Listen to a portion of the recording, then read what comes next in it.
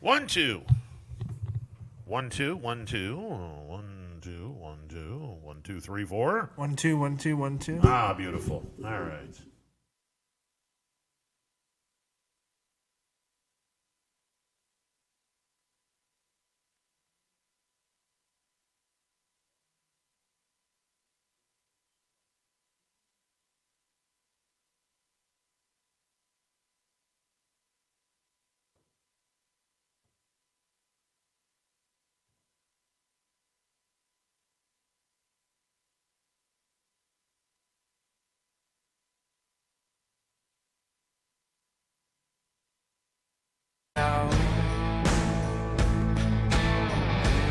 Oh, can you help me out? Am I on my own? Am I on my own? Or can you help me out? Am I on my own? Am I on my own? Or can you help me out? Can you help me out? I've been scared to look at my soul.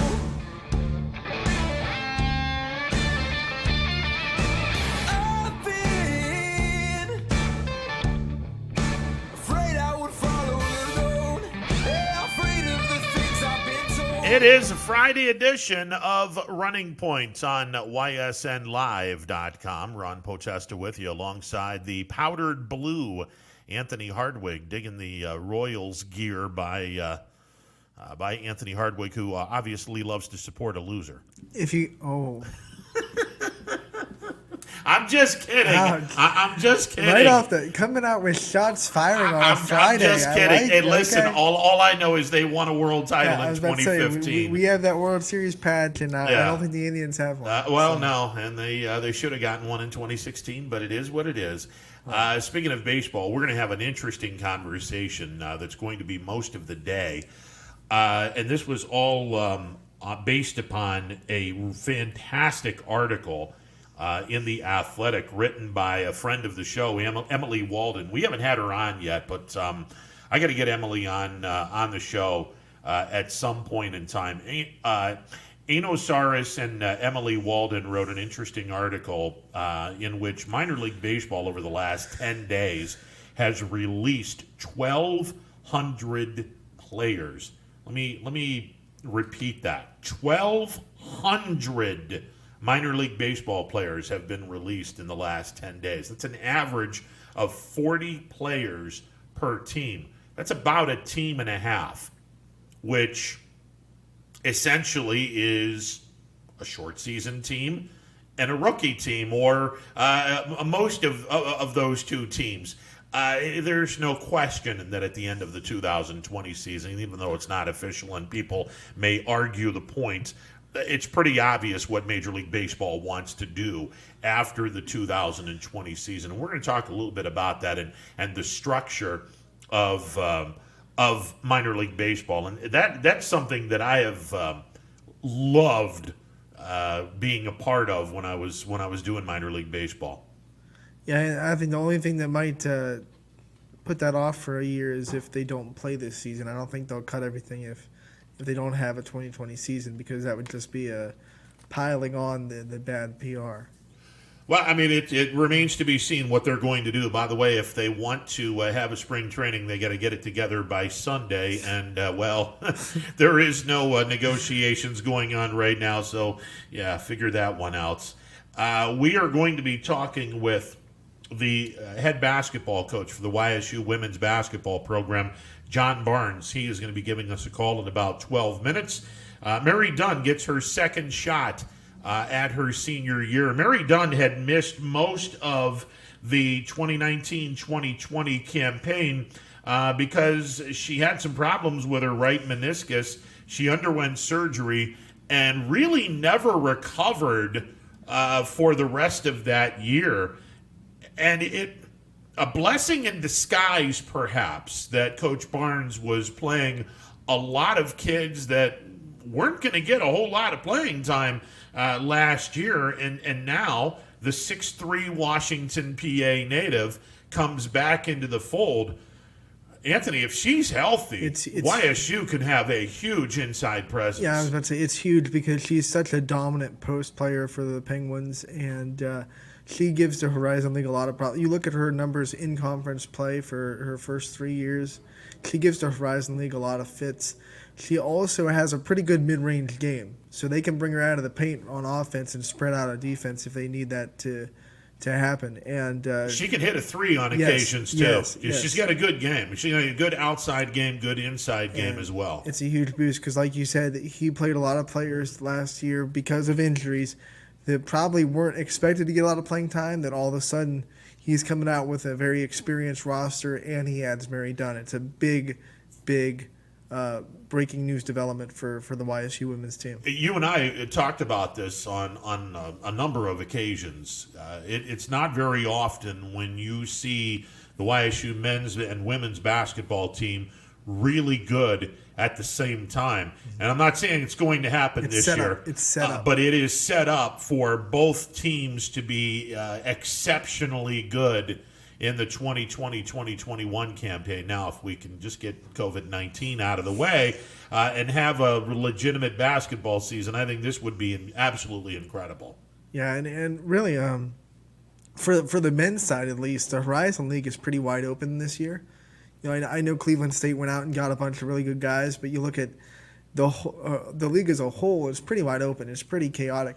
The women's side, it's a little bit tougher, but the men's Horizon League, pretty open. So they should really be set up to have not just a successful season as a whole, but a successful conference season. Now, let me ask you before we get Coach Barnes on, as far as the men's and women's standings in the Horizon League, I envision both teams to be in the top three, maybe the top four in their respective conferences. Do you look at the same, or would it be a major disappointment if the YSU men or women finished below fourth place? Yes, and I think for the men it'd be a pretty big disappointment even if they finished fourth. I mean, I think if they're not in the top three, if you look at that conference, for what they have going in, I think for the men, absolutely. If you're not in the top three, it's kind of really it's a sad note.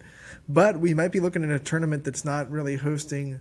You don't get to host games because a lot of conferences like the Horizon League have kind of come out and said we're just going to go right to the main spot. So they might go right to Detroit, be a shortened Horizon League tournament. So if you can be in that top four, you get a bye in that first round, and unfortunately you don't get the reward of hosting a tournament game, but you still get that bye. Well, hopefully a lot of folks are going to make the trek to Beagley this winter, late fall, early winter, and through the winter. Hopefully that we've kicked COVID.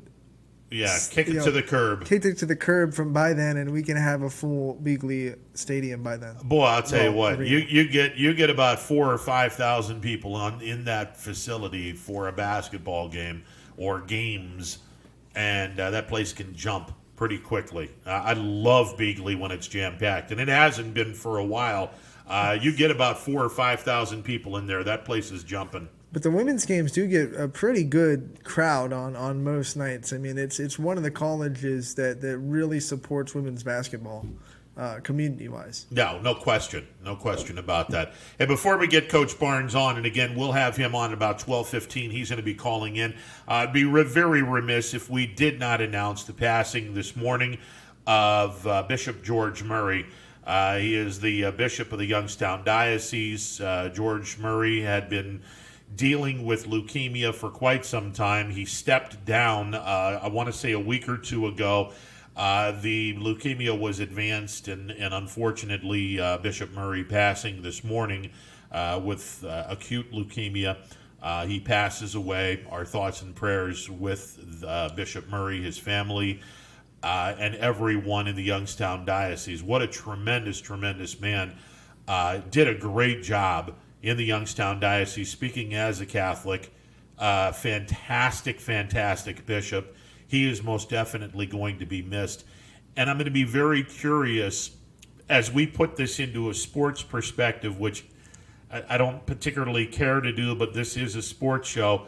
I'm going to be very curious. The next bishop of the Youngstown Diocese, what is his thought of Cardinal Mooney and Youngstown Ursuline, and the thought of two Catholic schools in a community that has shrunk in population drastically since Black Monday 40 plus years ago.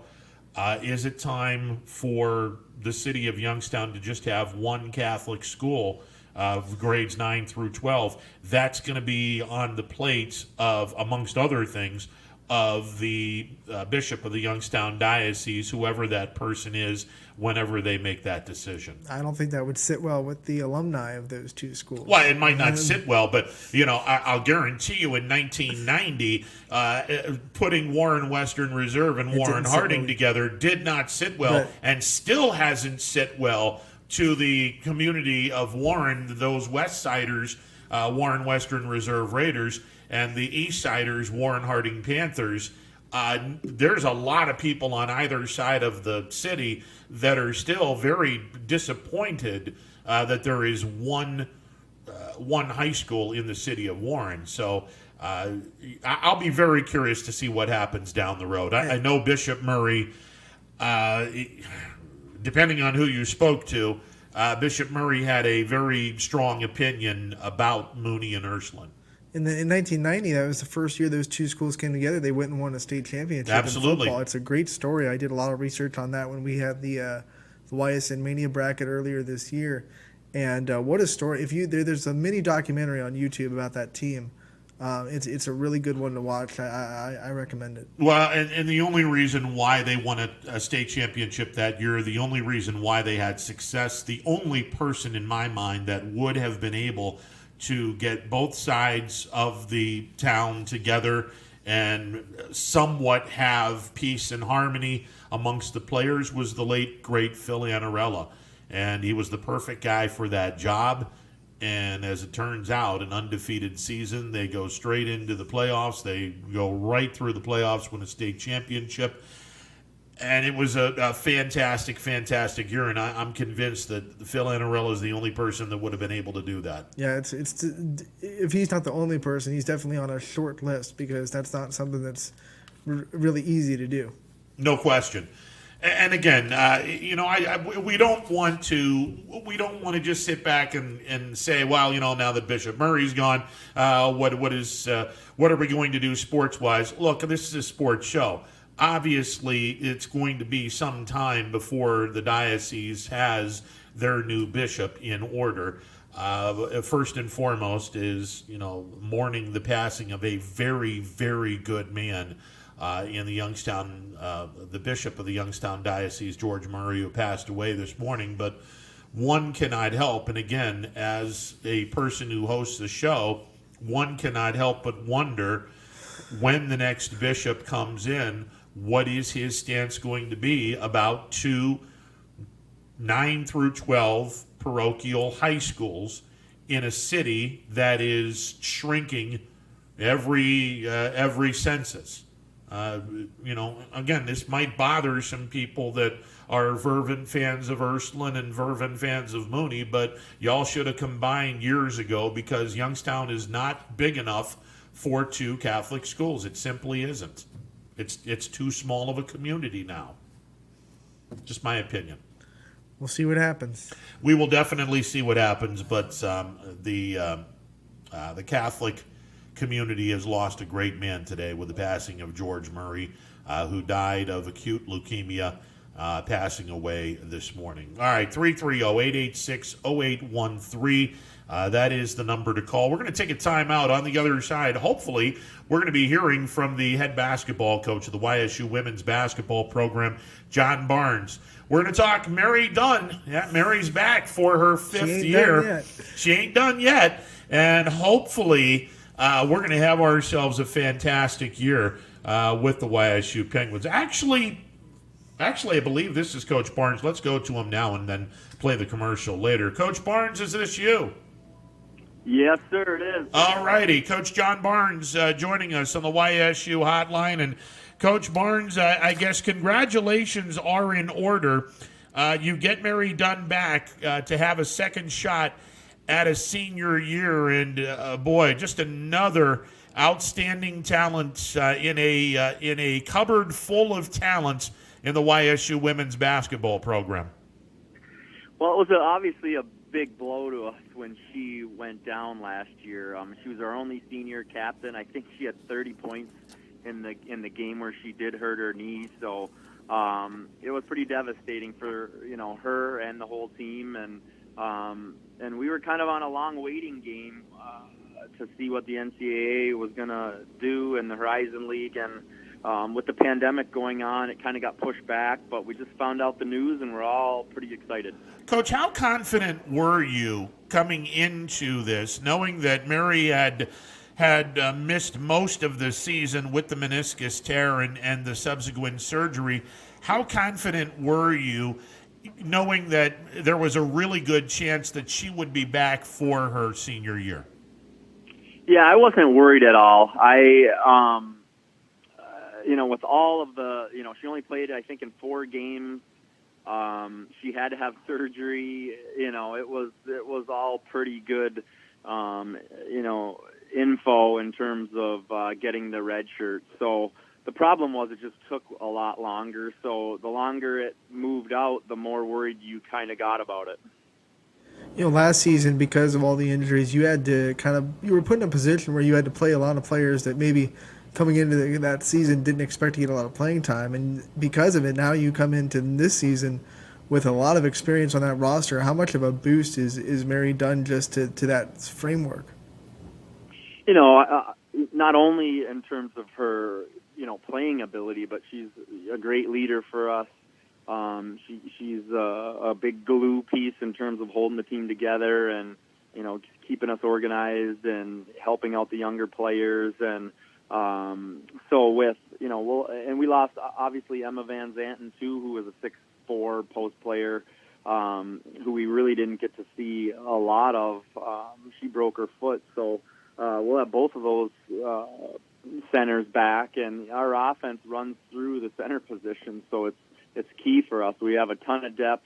Jen Wendler did a really good job for a true freshman having to step in and, play full time. So it's exciting to have, a group of seniors that are very good, very experienced, and then a lot of young players who got a bunch of experience last year.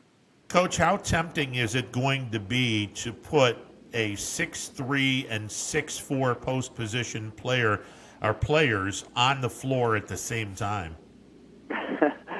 Well, it's a possibility.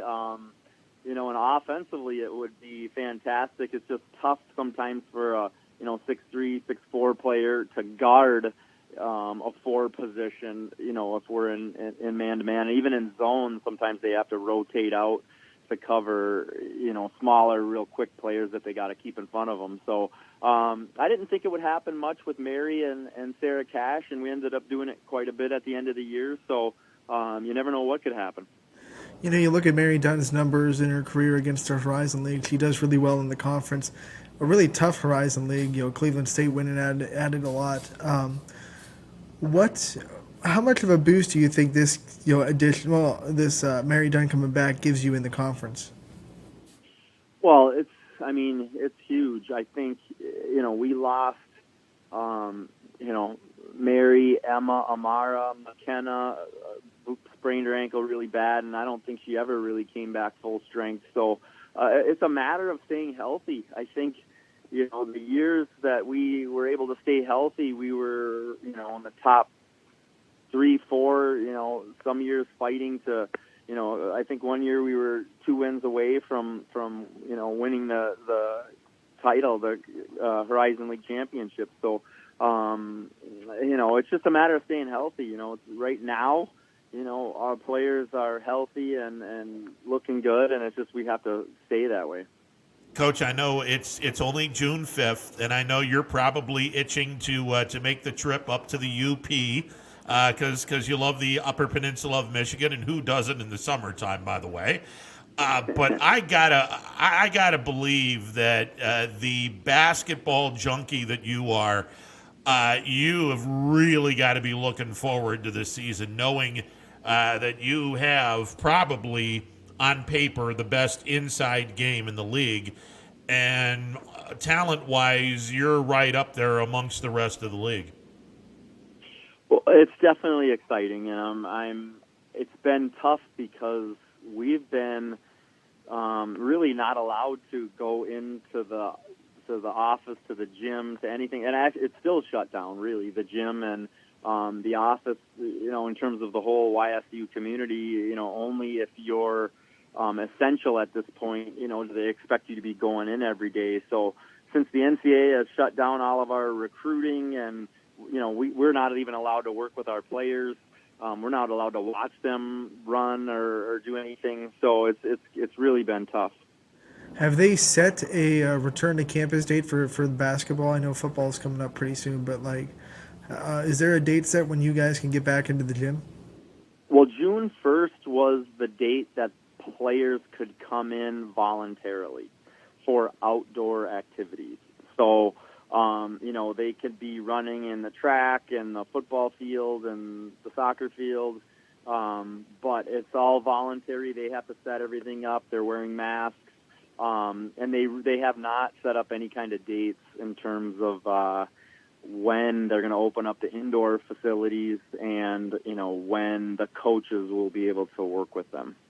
Coach, I know this is phenomenal news, and the program gets a gigantic shot in the arm with the return of Mary Dunn. It seems that this program, year in and year out, high expectations. So I don't think anything is going to be new for the players if you guys have the same high expectation for the upcoming season, assuming we have one. Well, you know what? We've felt like over the years got to a position where, we expect to be fighting for a top spot. That's every year going in, since probably year two, that's our expectations, fighting for a championship, trying to bring a trophy home. And, again, our kind of Achilles heel has just been, staying healthy. Well, Coach, obviously this is just such great news for the program, and we certainly wish you all the best. And I know that you're going to have a happy summer break, knowing that you have the pieces together. If everyone is healthy, you guys could do an awful lot of great things. That Anthony and I were talking. It's not very often where the YSU men's and women's team both have on paper, an exceptionally good product at the same time. And I think this is going to be an unbelievably exciting season of basketball at Youngstown State at Bigley. Well, yeah, I appreciate those words. And I know Coach Calhoun, he's done a great job of putting together a fantastic team. Had a very good year last year with most of the guys coming back. So that's exciting. And if we can do our job and take care of business on our end, what a year it could be. I'm just hoping we play, for goodness sakes. Well, I'd love to fast forward, but I don't like snow, so we'll patiently wait and count the days down for basketball season. But I'm looking forward to spending an awful lot of time at Bigley watching two very good basketball teams, and I know that you've got to be smiling ear to ear, knowing that one of the best leaders on this team the last few years is back, and hopefully back completely healthy for her senior year. No question. We're thrilled, and the whole team is really looking forward to it. Looking forward to getting back to work, and I appreciate you guys having me on. Coach, all the best to you, sir.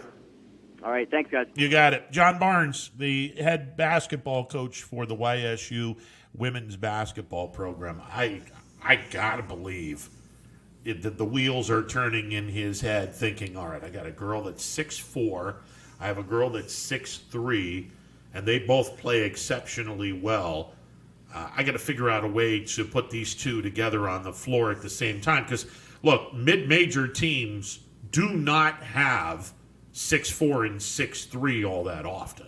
No, they don't. And like you said, he didn't expect to do it with Sarah Cash and Mary Dunn a lot, but he ended up, especially in the end of that season, he ended up doing a lot, putting them both on the floor, and it was very successful for that program when they were both on the floor. So obviously it's a different set of players now, but if it works in your offense and you can flow it, then he's going to find every opportunity to have them both out on the floor. And I think what makes this perfect, or pretty close to perfect, because there's no such thing as perfection, but I think what makes this even better is the fact, because of the injury to Mary Dunn, and you brought this up, Anthony, because of that injury, a lot of kids that would not have played all that much last year were thrown into the fire.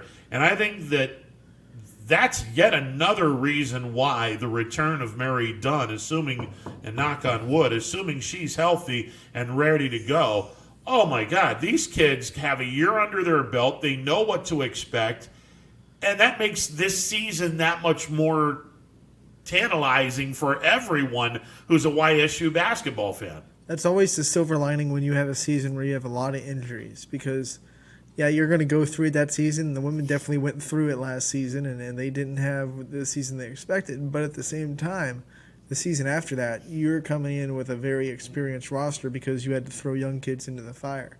So that roster, top to bottom, has had their minutes in the Horizon League. They know the other teams. They've scouted them. They've gone up against them, and they're going to be very experienced players. This is going to be a lot of fun this winter. It's just not just the women's basketball program, the men's basketball program as well. I am just really looking forward to fantastic basketball, and I hope to hell I haven't jinxed anyone, but I really think, knock on wood, both of these programs have a very good chance of doing some pretty incredible things this year. I wonder what the plan is, because it's interesting. He said there's not a date yet to return to indoor activities, but volleyball is coming up really quick.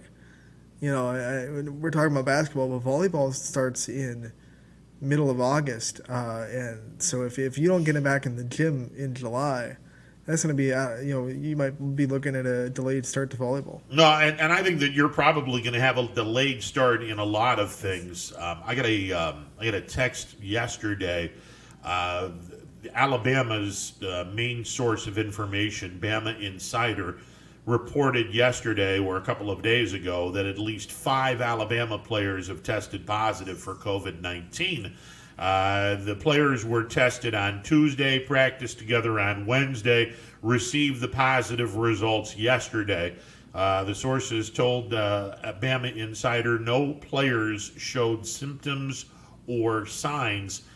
And then yet this is yet another example of, I'm not convinced that we are going to have a full college football season. Well, here's the thing. We talked about this when they were first starting to open everything up. We can't hit the panic button because there's going to be a spike. Absolutely. It's going to happen because it's natural, because we've all been in the house for 2 months. Sure. So when you go out, people are going to get sick. You just don't want to see that spike go into dangerous levels. So we can't hit the panic button because there's a little spike. It says, I don't know where that baseline is because I'm not a doctor and I don't pretend to be one. You're not going to be one on TV or on the internet. But wherever that bar is where we're going to go up above that peak, that's where we have to watch. And look, it's June. I mean, if the players aren't doing any summer conditioning and they're going to be doing training camp in August, then so be it. I just wonder the smartness of practicing together before you get your test results back. Because what's the point of taking the test if you're not going to wait until you get the results in 2 days to kind of go and practice again? Yeah, that you're right. That's kind of a weird scenario there. I mean, why would you still practice if you're doing these tests? Now, I mean, if the test takes a week, I understand, but the test only took 2 days. Take Wednesday off, make sure you're not positive, and then go practice on Thursday. It's an interesting point. We're going to take a time out. On the other side, we will take some phone calls. It is a phone-in Friday, after all. 330-886-0813. Oh, yeah, we're definitely going to be talking baseball. And DJ has been working behind the scenes to update roster size of minor league baseball teams, and the thought of Major League Baseball cutting out rookie and short season A ball has been the big story in Major League Baseball. Well, it was until the owners and the players both crapped on themselves, and now we don't have a season yet because the millionaires and billionaires just can't seem to get along monetarily. So there you go. We will talk some baseball. Take your phone calls, 330-886-0813. It is a Friday edition, a phone-in Friday edition of Running Points on YSNLive.com. 21 Good evening, News. and thank you for joining us. Let's get right to our top More story experienced reporters A new Wilmington At restaurant. GM Lordstown, telling more local stories We'll look at baby efforts boy to is curb recovering from a broken. around our Good valley Community in afternoon. Niles, We are here in Youngstown, right up because you expect important for everyone. No place like home. more local news. In Mercer County before Court. they become life-threatening. 21 News is our valley's #1 local news. Welcome home to a home made homier with Baird Brothers Fine Hardwoods. Inspiration starts at BairdBrothers.com and is turned into reality when high-quality hardwoods are delivered right to your home. Baird Brothers has the latest design trends, shiplap and skinny lap interior siding, antique oak rustic flooring, and, well, you'll find them all at BairdBrothers.com. Ordered easily, delivered conveniently, enjoyed comfortably. BairdBrothers.com. Hello, I'm Greg Burbick with G. Burbick Farms. For the last 100 years, my family has farmed in Columbiana and Mahoning counties. I began raising cattle in 1996 with the goal of providing a better product for you and your family on the dinner table. Our grass-fed and grain-supplemented Black Angus beef are raised with no hormones, steroids, or antibiotics. We're known for our hometown-friendly service and incredible tasting products. We're locally owned and have customers across the tri-state area. Our products go from our farm to your family. Stop by our farm on New Buffalo Road or visit us on the web at gburbickfarms.com. Don't forget to like us on Facebook. G. Burbick Farms, it just tastes better.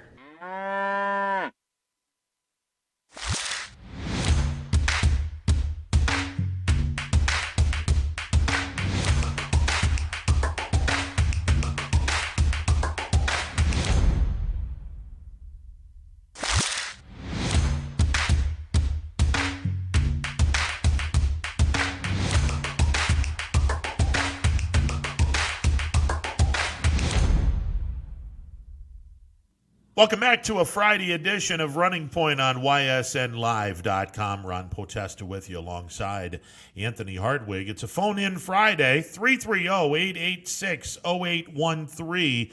That is the number to call. Major League Baseball, the players, the owners, they still haven't gotten together on anything, although I found this very interesting, if we can peek into the mind of what Rob Manfred likes to do. If you recall, Rob Manfred was talking about, at the beginning, an 82-game season where the players would not be paid the entire 82 games. They would get paid a certain percentage, and to which the players said, no, we're not going to do that. The players, in turn, said, we want to play 114 games. We get paid for all 114 games. To which the owners sat back and laughed about that. And then they sat back and said, well, we'll play 50 games. This was the owners' little how do you do. We'll play 50 games, and we will let you be paid for 50 games. Now, I want everyone to do some quick arithmetic here, okay?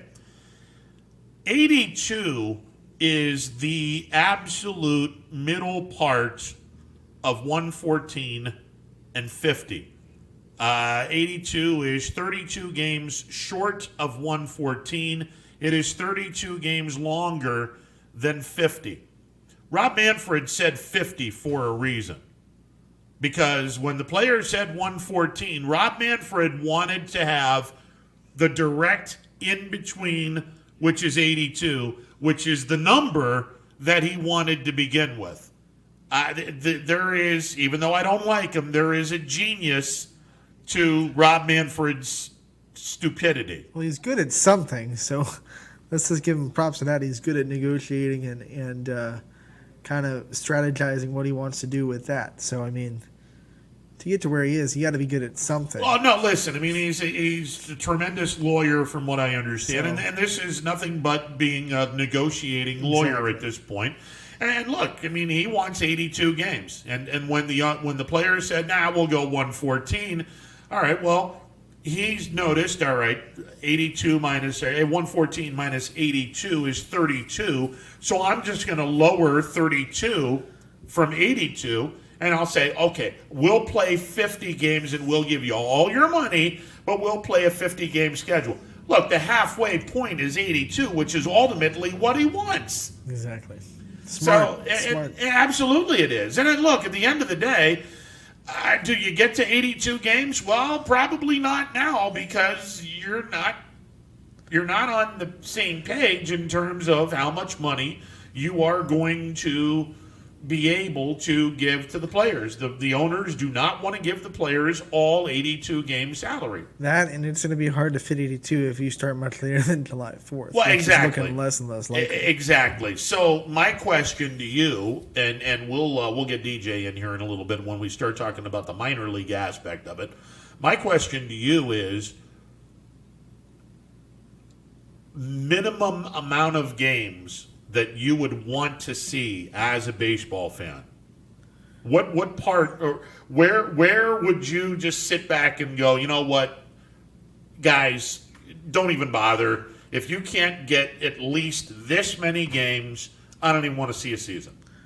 I feel like I'll go with 62. So you minus 100 games from a normal season. 62, you're still going to get, I think the best teams will still come out of a 62-game season and come into the playoffs. I feel like 50 is just too much of a wild card. Okay. So 62. And if you do 62, and actually it could work. I mean, it could work. I don't know how you would do it math-wise, unless you just do 2-game series with the other 5 teams, which is 10. And you play your division 13 times, which would be 52. I mean, you can do it that way. I still say 60 games. If you want to get away with doing 60 games, and honestly, I think if the owners can pay the players all 60 games, and you have a 60-game season, and you start the 60-game season in mid-July, and you still get a jump on the NBA and the NHL, for at least for a couple of weeks, you would still get that jump. In public relations standpoint, you've the NBA screwed beat you yourself. because the NBA has been the first major sports program to set a date and say we're coming back July 31st, period. Because they already have it set, it's been approved. Yeah. So the NBA is coming back July 31st. It's set in stone. It's ready. It's good to go. I'll be really, really curious to see how they take care of that. By the way, the NHL has finalized their playoff format. So the NHL and the NBA are both light years ahead of Major League Baseball. So there you go. But if Major League Baseball can get their head out of their backside and have their season start a couple of weeks before Major League, or a couple of weeks before the NBA and the NHL, okay, maybe, just maybe, you can get some of the fans back. But I gotta wonder, 60 games, is that going to be enough for the fans to sit back and go, okay, we can work with this, we're on board with this? I don't know. I think a lot of the fans just want baseball. Well, yeah, absolutely. Absolutely, they do. Play a set of games. Whoever comes out of it, it'll be chaotic, it'll be fun, it'll be entertaining. Because when you're playing 60 games, it's really anybody's season. Because attrition doesn't come into the factor. No, it doesn't. So you can have a hot 1 month, and all of a sudden you're a playoff team. Absolutely. Because you're only going to be playing baseball for approximately 2 months, maybe a little longer.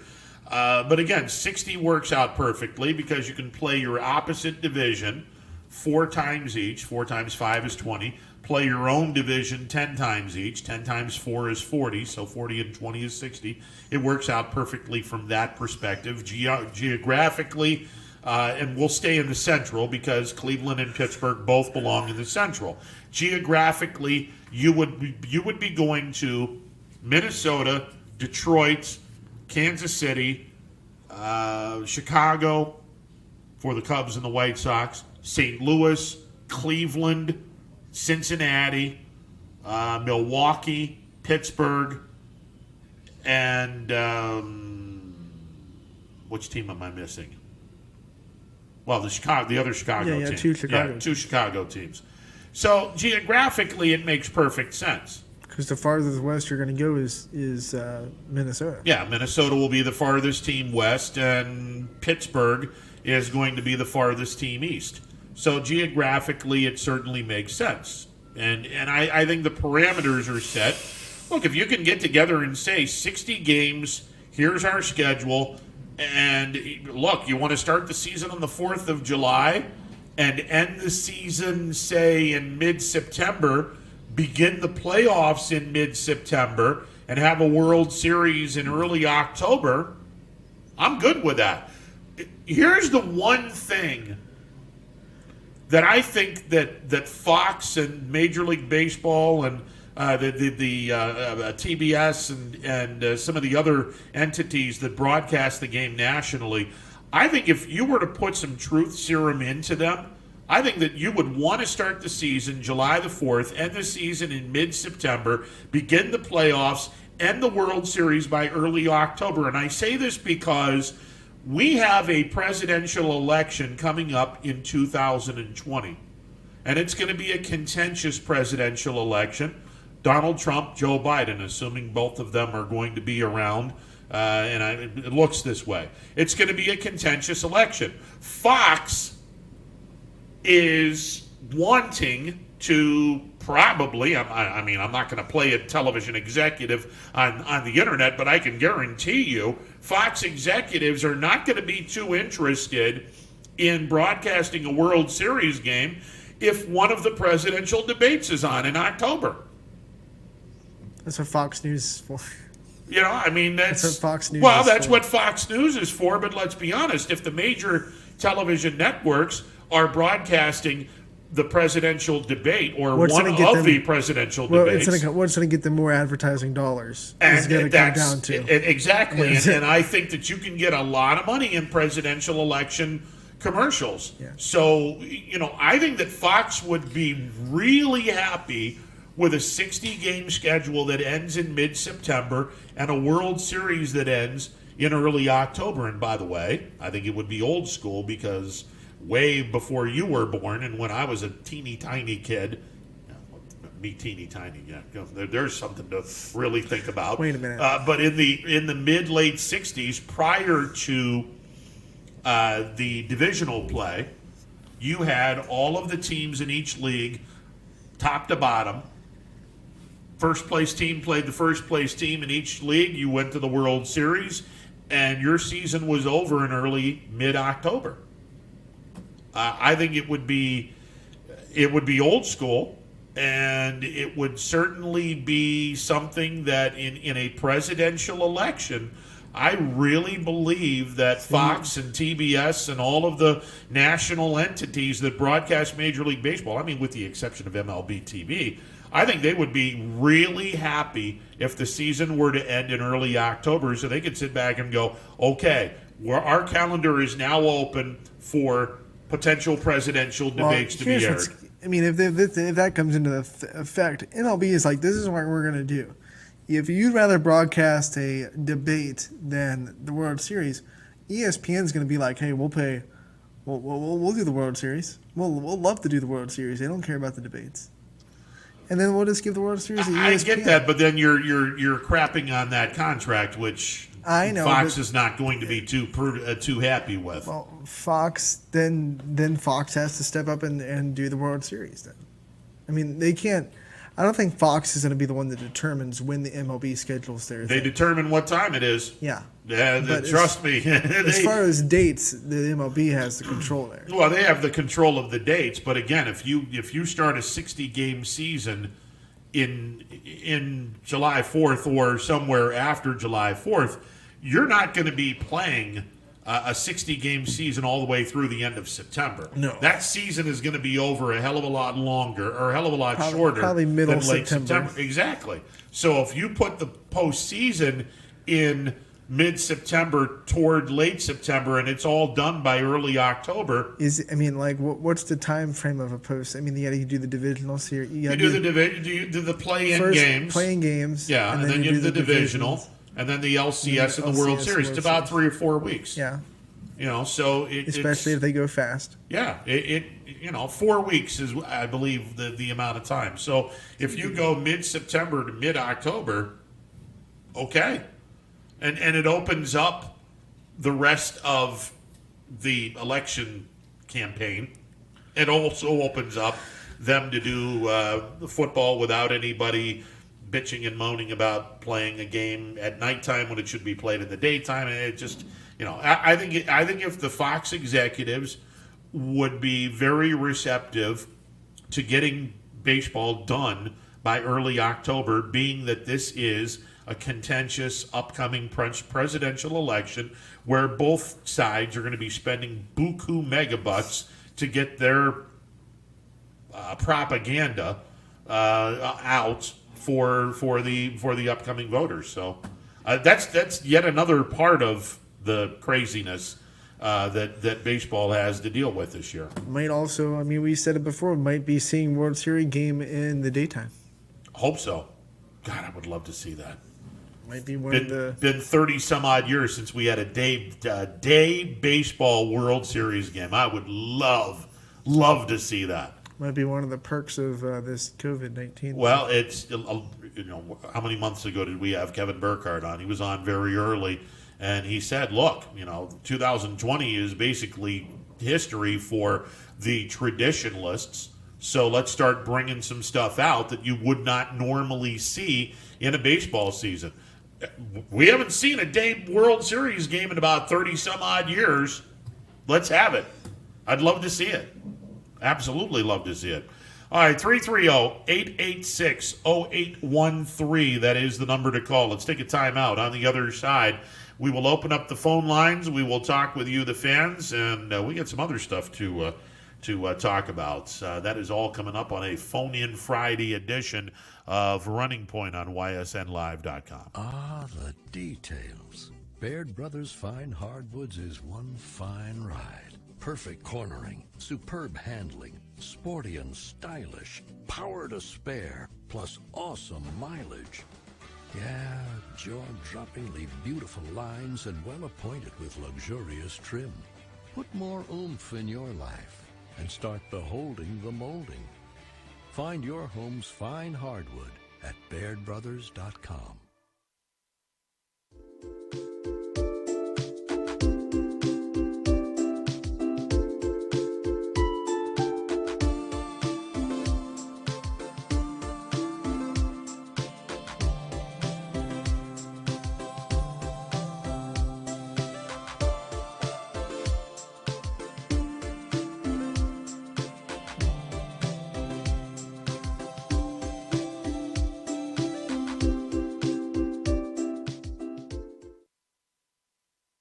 Storm season. I think we're under the gun for some heavy storms over the next couple of hours. And Storm Tracker 21 is ready. This is probably the one we're keeping a closer eye on. On air.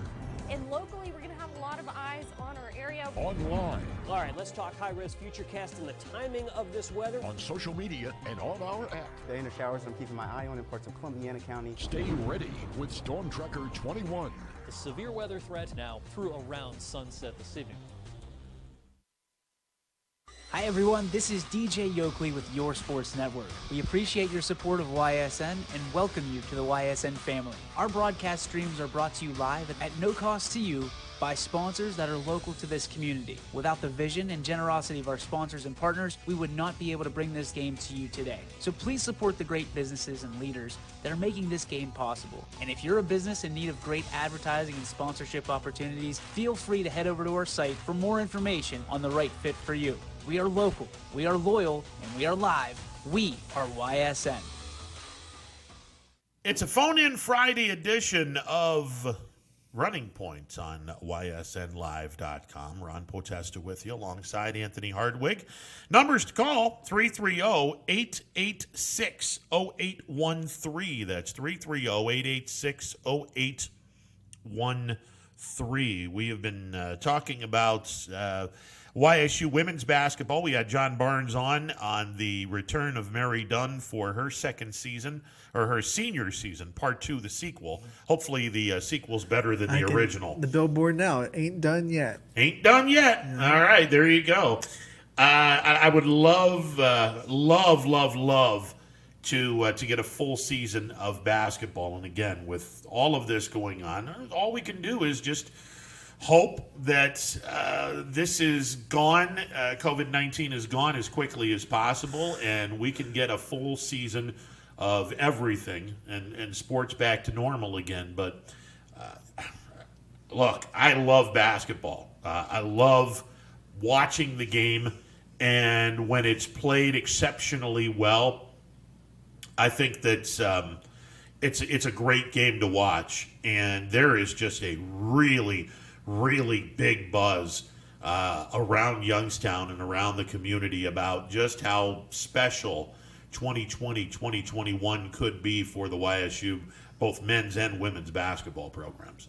Yeah, we said it before. It might be the first time in a while that both teams have very successful seasons. I mean, they're both, you look on paper, they're both contenders to win the Horizon League. You don't want to put that kind of pressure on them. But when you look at it, like, it's definitely in the realm of possibility that they both could win a Horizon League. Look, I don't want to be the whole Potesta jinx thing. I don't want that to happen. You did it to Tony Battizi. You put the pressure on him. I did put the pressure on him. I didn't put a jinx on him because I think that McDonald is going to be unbelievable this year in girls basketball. I hope that we didn't put a serious jinx on him, but that should be a fun product on the high school hardwoods as well. Look, I mean, first time in a long time, it's great to be a Penguin. Okay, the football program, Coach Pelini is now at LSU as the defensive coordinator. He brings Coach DeLisio with him. Coach Phillips is the new head football coach at Youngstown State. He comes into a situation where the cupboard is far from bare. I think there's an awful lot of talent. Now, is there enough talent to win the Missouri Valley Football Conference? Probably not. It'll be tough. But I think that they can definitely do better than the 2 wins they got last year. Yeah, I think the Penguins could do a lot better. I think the Penguins could do a lot better and could surprise some people. The men's and women's basketball program, we have said this, and we knock on wood and hope and pray that we haven't jinxed anyone. Both of these programs are in fantastic shape. And then you look at the YSU baseball program and Coach Bertolini and what he has done. Now look, people are going to sit here and say, okay, 7-7. Are we really going to be celebrating 7-7? Yeah, actually, we are going to celebrate 7-7 because not only is it a good drink, but 7-7 is it's a much better place than I have seen Youngstown State in many, many years after 14 games. Spring sports was looking really good. Baseball was on the rise. Softball had 17 wins before the shutdown. So, and they're getting, both teams are getting everybody back almost. So, with the giving the extra year of eligibility to spring sports. So.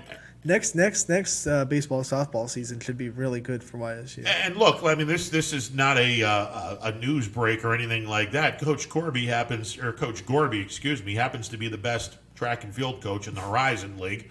It's great to be a Penguin. Right. I mean, we just sat back and named just a few of the Penguins teams in that college that are unbelievable, and we didn't even mention a top 20 bowling team. Absolutely. I mean, it is a great time to be a YSU Penguin right now. If you're looking long term at the growth of all of the programs at Youngstown State, oh my God, it's a great time to be a YSU Penguin. Not just that, Ron, but you look at the entirety of this entire area.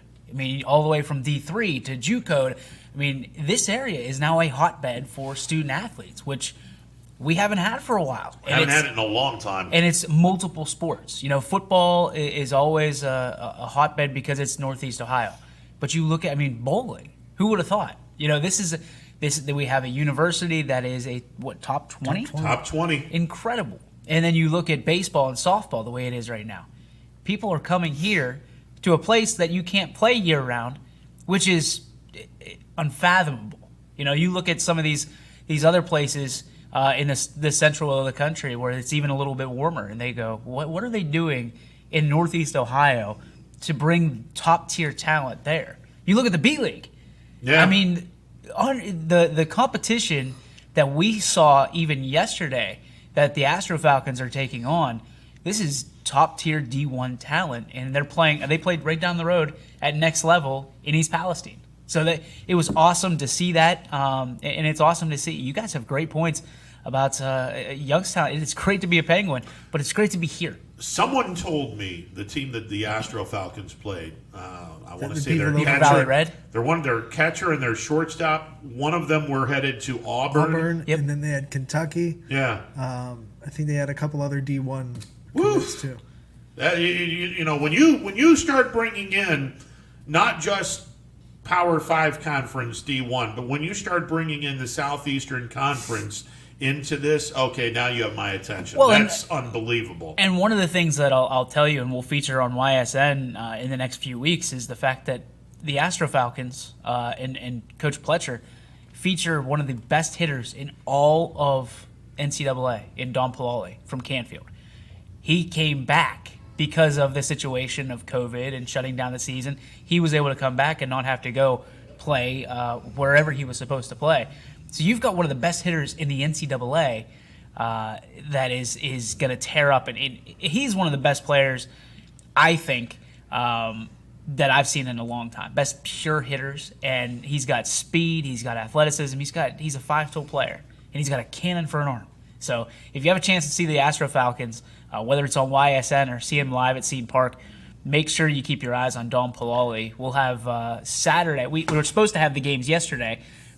We got rained out. They didn't. We didn't have any shelter, so we had to pack up and go. They ended up winning both games yesterday, and then they were no hit and still won, which is incredible to me. You don't normally see that. Then you have tomorrow at 6:30, I believe, from Seton Park. We'll have the coverage there, and then next Wednesday they'll be playing from Lake County Captain Stadium in the Cleveland area, East Lake. Yeah, so we're excited to cover them and kind of chase them all over the map a little bit. And then on Saturday, we'll have a little bit of Austintown Fitch senior night-ish. They're going to have like a Parents First Players, which we'll feature. And then Sunday, it's go time, baby. It's go time. Yeah, now that I'm going to be umpiring, and again, the whole story with me was I was not going to umpire if the home plate umpire was behind the plate. Now that you have the choice, be behind the plate or behind the pitcher's mound, we're going to have to go back. Ready to go. I swear I asked him that. Would you umpire now behind the pitcher? And he said no. We're going to have to go back into the archives and see. No, I think he said no to behind the plate. But I think he said no because I said, well, does this change anything? I swear you said no, but we'll go look at it. I don't think I did. Not that it matters because you're doing it. Not that it matters. I mean, I'm going to be doing. I'm already signed up for 6 games. Is that all B League? Oh, it's all 14U B League games. There you go. Yeah. So, and I explicitly told, the umpire folks, hey, look, Tuesdays and Thursdays you can't schedule me because I'm going to be doing on the other side my other little venture. I'll be doing games in Scene 1, broadcasting games. Let me do whatever you want to. And they say, okay, no problem. I can't wait to whoever's announcing the games that you're umpiring. They're just going to give you the goose. Oh, of course, yeah. I look forward to that. I just want one. So I will make sure that you give me the you give me the audio when someone's giving me a hard time, and we'll gently remind them on this show. You don't tug on Superman's cape. I just want Superman. Hold on a second. You don't tug on Superman's cape. I just want it to be me. I want to see Poe call me out. For tugging on Superman's seriously, cape. It's not going to happen. No. I mean, No, not going to happen. We're going to be talking an awful lot about something that has happened over the last 10 days, and we kind of forewarned a lot of folks that this was, in all likelihood, going to be the last season of minor league baseball as we know it. Now, you can blame COVID for this. You could also say that a shot has been fired in anticipation of the end of the 2020 season, knowing that minor league baseball is pretty much dead this year. Over the last 10 days, 1,200 players have been released. 1,200 minor league players have been released by various teams around minor league baseball over the last 10 days. If you divide that into 30 Major League Baseball teams, that's 40 players per Major League organization. It's about a team and a half, which pretty much goes hand in hand with the argument of we're going to be getting rid of stuff at the end of 2020. We'll talk a little bit about that. Let's first get to Rich. Rich, you're on YSNLive.com. What's up, brother? How you doing, Ron? I'm good, man. Yourself? Hey, when's that Pemberton Park getting started up, buddy? What's that? When is Pemberton Park getting started up? I know the Crocodiles are going to be playing baseball pretty soon. I'm just not sure. I know B League is playing all their games at Scene Park this year, and they will be doing that 1 week from Sunday. All right, keep me posted. We got to hit a couple. Screw the MLB. Yeah, well, Tuesdays and Thursdays I'm doing games. We're going to have games all over the place, Sunday to Sunday. We will be broadcasting all kinds of games on YSNLive.com, so make sure that you are tuned into the website because we're going to have a tremendous amount of B-League baseball. Well, you know what? I'd rather be there in live in person. Nothing personal. No. But if I have, plan B is put it on a computer. That's all. Yeah, and that's what we're planning on doing. So we'll have some fun with it. I'm still amazed at what I'm seeing with develop here, or not develop, I should say, with MLB owners and players. I'm just. Rich, let me ask you something because I want to get the fans' opinion on this. What is the minimum amount of games where you would sit back and go, okay, I'm good with this. It's not a full season, but I'm good with X amount of games. Anything less, screw you guys. Come back in 2021. It's past the point already, Ron. It doesn't matter.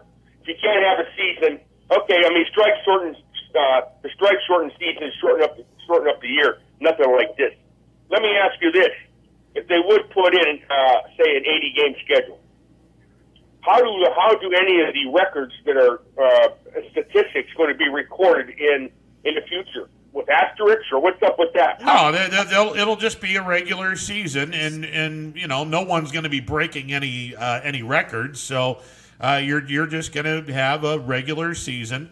It'll be shortened, and I think everyone will realize why the season was shortened because of COVID, and we'll just go from there. But what happens if somebody hits 400? Well, if you hit 400 and you've played 3.1 plate appearances. But I guess the question is, it's not a full season. Okay, I think if they were to do that, then you have to go, okay, 162 times 3.1. You're going to have this many plate appearances in order to be put in our record books. Or we put an asterisk next to this. And the asterisk would be saying, not negative, as Anthony said a couple of days ago. The asterisks would essentially say, player A hit 400 in a shortened season. You know what? That's about as exciting as kissing a screen door. Well, I don't know. I mean, here's my advice: if the screen door is kind of broken, don't do any tongue kissing because you'll destroy your tongue that way. I'm just saying. Anyway, I'm already fed up. I'm ready for some local ball. Hey, Ron, Anthony, let me ask you: what do you do? What have you done to get on with Guru here? Can you repeat that? Because are you an intern or what's your background, buddy? No, I am the content and social media director here at YSN, and I also broadcast games for them. So I do a little bit of everything here at YSN. Okay, very good. Well, nice to meet you. You got a good guy with you there. Yeah. Yeah. Yeah. All right, guys. Have a great day. Keep in touch, Ron. All right, Rich. Appreciate it. Yeah, there you go. That's interesting. Already past that point. Wow. I think there's a lot of people that are feeling that way. I mean, that's a good question that you're posing. Is how many games? All right, say it again because I can't phrase it. How many games minimum would satisfy you for this particular season? That's a really tough question, and he's got a point. Rich has got a great point. Like, there's a lot of people that are probably past the point, and you've brought it up before that there's a lot of people that have probably put baseball on the back burner already. Oh my God, absolutely they have. You know, yeah, you've missed out on opening day. You're on the cusp of missing out on the midseason classic. Yep. Will there be an All-Star game? Probably not. So, I mean, you're getting to the point where what's the point? And if you do have an All-Star game, do you do it after the season is over? No. And that was the thing that I'm going to stand firm and disagree with you on. The World Series is already in November. Like, it doesn't matter. Not necessarily. If you have a 60-game season and you start in mid-July... Well, I'm saying right now, everything normal for the past however many years, the World Series has gone in November. Not very often. No, very often. No, not at all. Yes, it has. That's why Derek... It's gone 2 times. No, Derek Jeter is Mr. November. Yeah, again, and he did it. That was that series. Royals won it on November 4th, and they played 5 games, so they didn't really go that far into the World Series, and they still got November.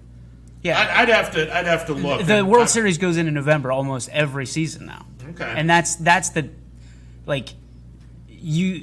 it's nothing new. And putting it in the beginning of October, if you got to pick which side you're on, I guess, because you want these guys to play games. Of course. So why are you shrinking the postseason? I'm not shrinking it. If you play a 60-game season and start it in mid-July, that 60-game season is over in mid-September. It's not over in early Depending October. on how you schedule it. Because they're going to be in charge of the schedule. I think Anthony said that. The MLB's in charge of the schedule. Fox and the television, the promoting companies have nothing to do with it. But even if you have off days, it's not going to... That schedule, you're not going to get anywhere past mid-September. That mid-September will be the end of the season. No, they're not going to condense the season. They're not going to put arms on the line. The MLB is not going to do that. No, I understand that. But even with off days attached to it, if you're going 60 games in 70 days, you're still not going to get to late September, early October. You just don't have enough games. Now, if you start the season in late July, okay, now we're going to go into October. Well, I think it goes in regardless, because I think once they get into baseball, people are going to want to forget about that COVID even happened. They're going to want to make this a kind of a bottom note at the page. But if you're going regular off days, yes, a 60 game is normally done in 70 days. You have 10 off days, and that's being generous. 70 days from July 10th? You're not going into the October with that. But they also, you said yourself, they got to go, 3 weeks, basically, in a spring training? Again, assuming that they are able to get an agreement in the next week or so. I really... You want to start the season July 4th. Right, but I also think they want to extend this thing to get back to normalcy, right? So they're going to still want to play, because they already have, probably, I'm guessing, I'm not a TV executive like you said earlier, they probably already have the... advertising sold, and they've already got the dates booked. I would hope. Well, not necessarily the dates. Well, but within a range, yeah. Right? So you're not going to want to move it up a month to have your World Series, because at the end of the day, when you look at how they budget advertising, they're going to say, okay, let's say it's I don't even know, Johnson & Johnson. Well, we want to advertise during the election, but we also want to advertise during the World Series. They're not going to go... It's going to be a different budget when they go, okay, well, now you changed it, so we want either money back, which the MLB is going to be completely against, because now they're trying to save every penny and dime that they can. Of course. So what I'm saying is whatever's happening will probably follow the same timeline. So you're going to have baseball in November regardless. And to your point, does Fox want to air the contentious, Republicans versus Democrats versus whatever other party wants to get into it?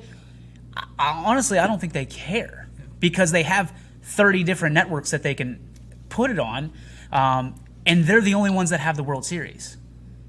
Every other channel will have the debate. Fox will have the World Series. That is an advantage for Fox because they can have the debate on another channel. Of course, but they're not going to get that money. Yes, they will. Fox Television will. The Fox Network, I mean, they all share it, but Fox Network is going to want to have the debate, just like Fox News and all the other channels are going to want to have that debate so they can get their money. They only get money one time. So if Fox advertises on 7 different networks, or they put the debate on 7 different networks, they only get one lump sum of money. They're choosing to put it. Like Fox gets it. That'd be like if we had YSN, East, West, Central, we pay for it one time and we put it on all 3 networks. That's how it works. And then you get the advertising, you sell the advertising around that.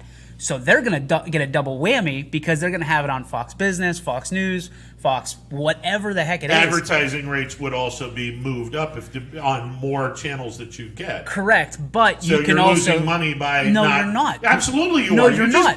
DJ, you just said it. If Fox Network, not Fox News, not the jabronis over there. Take it easy. I'm talking about not the cable guys. I'm talking about on national television where you don't have those people. Yeah. They are going to want to have their part in this so they can jack the advertising rates up, because the more this is seen on Fox, you're going to jack the advertising rates up. If it's on Fox Television and Fox News and Fox this, Fox that, you're going to jack the prices up. If it's only on one of the cable news or one entity of Fox, they're not going to charge nearly as much because you're not going to have nearly as many eyes on it. No, you're just moving the eyes. So I get what you're trying to say, that Fox Main won't have the debate, right? Yeah. So, but they have, let's say, 6 other entities that will, whereas NBC is going to have it on their main, and they only have that. Fox will have the debates on 5 other entities, but they'll also have the World Series, to which they're the only ones. No, I get that. And they pay for that, right? I get but they that. also jack up the advertising rates to cover that fee and then some. I get that. So they're going to get a double whammy from being able to utilize this. So they're rooting for baseball right now because their advertising does not get paid for if there's no baseball. Well, they're and I have been told this by people within the organization. They're also rooting for baseball to be finished by early October, mid-October, so they can have their cake and eat it too, because they want more of the slice of the pie. Who would tell you that? That doesn't make any sense. The Fox execs have been saying it for the last couple of days internally that they want to have baseball to be finished long before the election is over or long before Election Day, as far away from Election Day as possible, so they can continue to get more money from that perspective as well. That's what I read. That makes no sense. No. I mean, again, it does if you have more eyes on what's going on, which we all believe is going to be a contentious thing. They're going to want their cake and eat it too. And it's not. And my big thing is it's not even. You're talking about the actual election. Like we're talking about the debates. The actual election is the first Tuesday in November. The advertising for the election, which will be paid on. You bet your ass it's going to be paid on the World Series. You bet your ass there's going to be more advertising on that particular venue, being that event, the World Series, than it would, or the postseason leading up to the World Series. Yet another reason to turn the TV off for about 3 minutes and then turn it back on. How do you think we pay for your show? Oh, no, I get it. But, I mean, I'm not saying that, all advertising is bad. I'm just saying from the political advertising. I don't give a crap what side it is. At some point in time, we all get sick of it.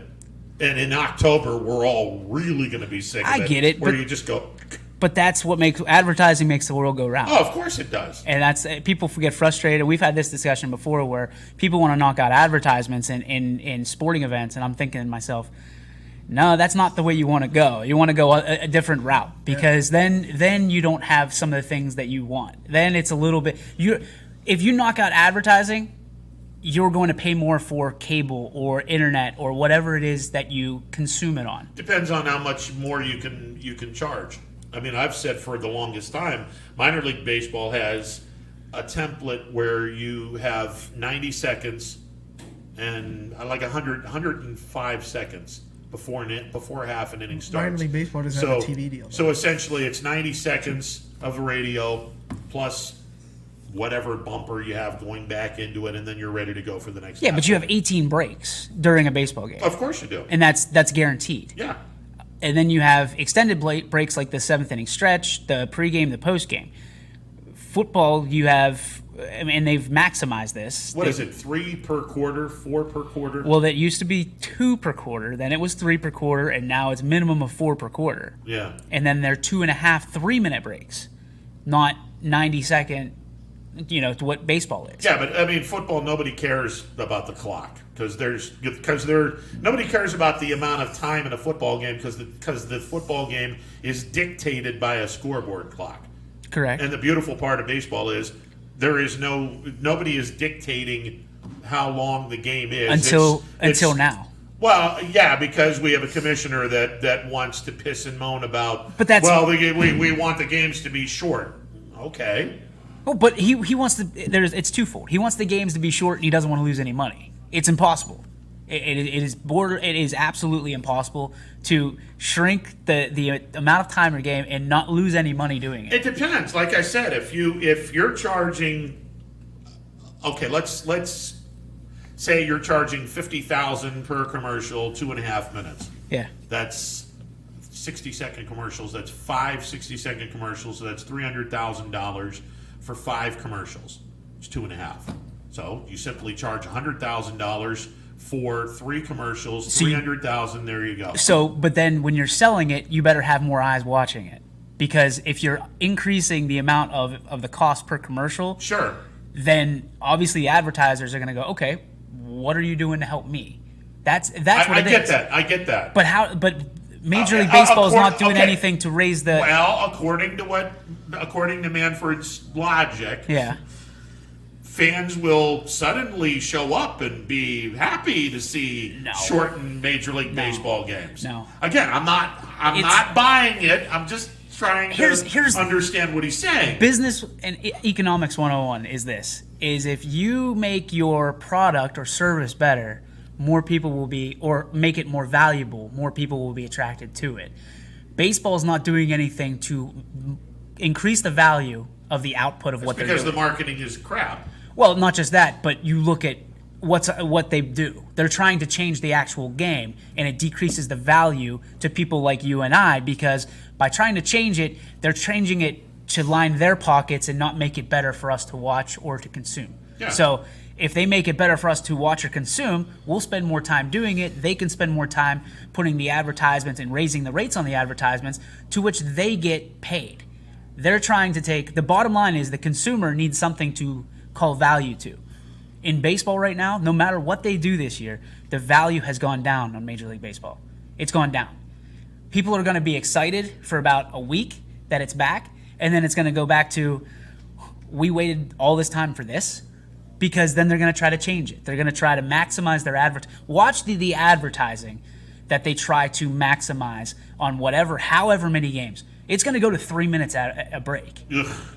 It's going to go to 3 minutes a break. It's going to be horrible. And we're not going to notice. Well, those to the naked eye won't notice. Yeah, we'll notice. We'll notice because you're going to have broadcasters that are doing more readers inside the game. Yep. We're going to have broadcasters that are going to be filling that, minute and a half, 2 minutes that the pitchers have to warm up between innings. Yeah. We're going to notice it because we're going to say, wait a minute, why are we still waiting a minute and a half to start the game after we come back from break? Because they have to make up for lost time. Well, the pitcher is warming up while the break is going on. Correct, but let's say it's a 2 minute break. Yeah. It comes back, and we're going to have another 2 minutes before the action starts, because they're going to try to sneak in advertising however they can. Watch it. I don't know. I don't know about that. I don't know if that'll happen. Because they're going to try to make as much money as humanly possible with a half or less of a season to make sure that their bottom line isn't affected. The owners, you talked about millionaires and billionaires. Yeah. Once this season gets going, and I do think it still will, the owners, all they care about is their bottom dollar, their pocketbook. They know what they're paying, and they're trying to kind of cheat the system here with the players. The players, once they sign that deal, they're done. Then it goes to the owners. How much of the market, and then it goes to the the networks. Yeah. The networks are getting a raw deal here because they're losing money no matter what the scenario. So they've got to make up for it. Well, they only have to pay a half a season. We don't know that. We haven't seen that yet. Well, let me put it to you this way. If Major League Baseball goes to Fox and says you owe us for the whole season, Fox will renege that deal so fast it'll make your head spin. And what do you think they're going to say? I've told you this before, and I'll tell you it 100 times. Who has the power in that deal? The league. The league has the power. So Fox says, we're not going to pay it. Then the league goes, no problem. Hey, ESPN. Here's a court date. NBC, CBS, ESPN, YSN, here you go. Here's your opportunity. Clean up. Fox they have so little power in this that you don't realize. They can have the World Series. That's what they're paying for when they do this, right? Sure. They pay for that and they pay for the All-Star game. Well, they pay for the game of the week, but nobody watches it. They don't. I mean, really, it's one of those things you put on at the barbecue. I'm not sure I understand. Siri wants to chime in. Yeah, Siri wants to chime in too. So why not? I would say from this standpoint, the real question is going to be what. Now yours is chiming in. Yeah, well, Siri, I don't understand this either. To be honest with you, let's be real here.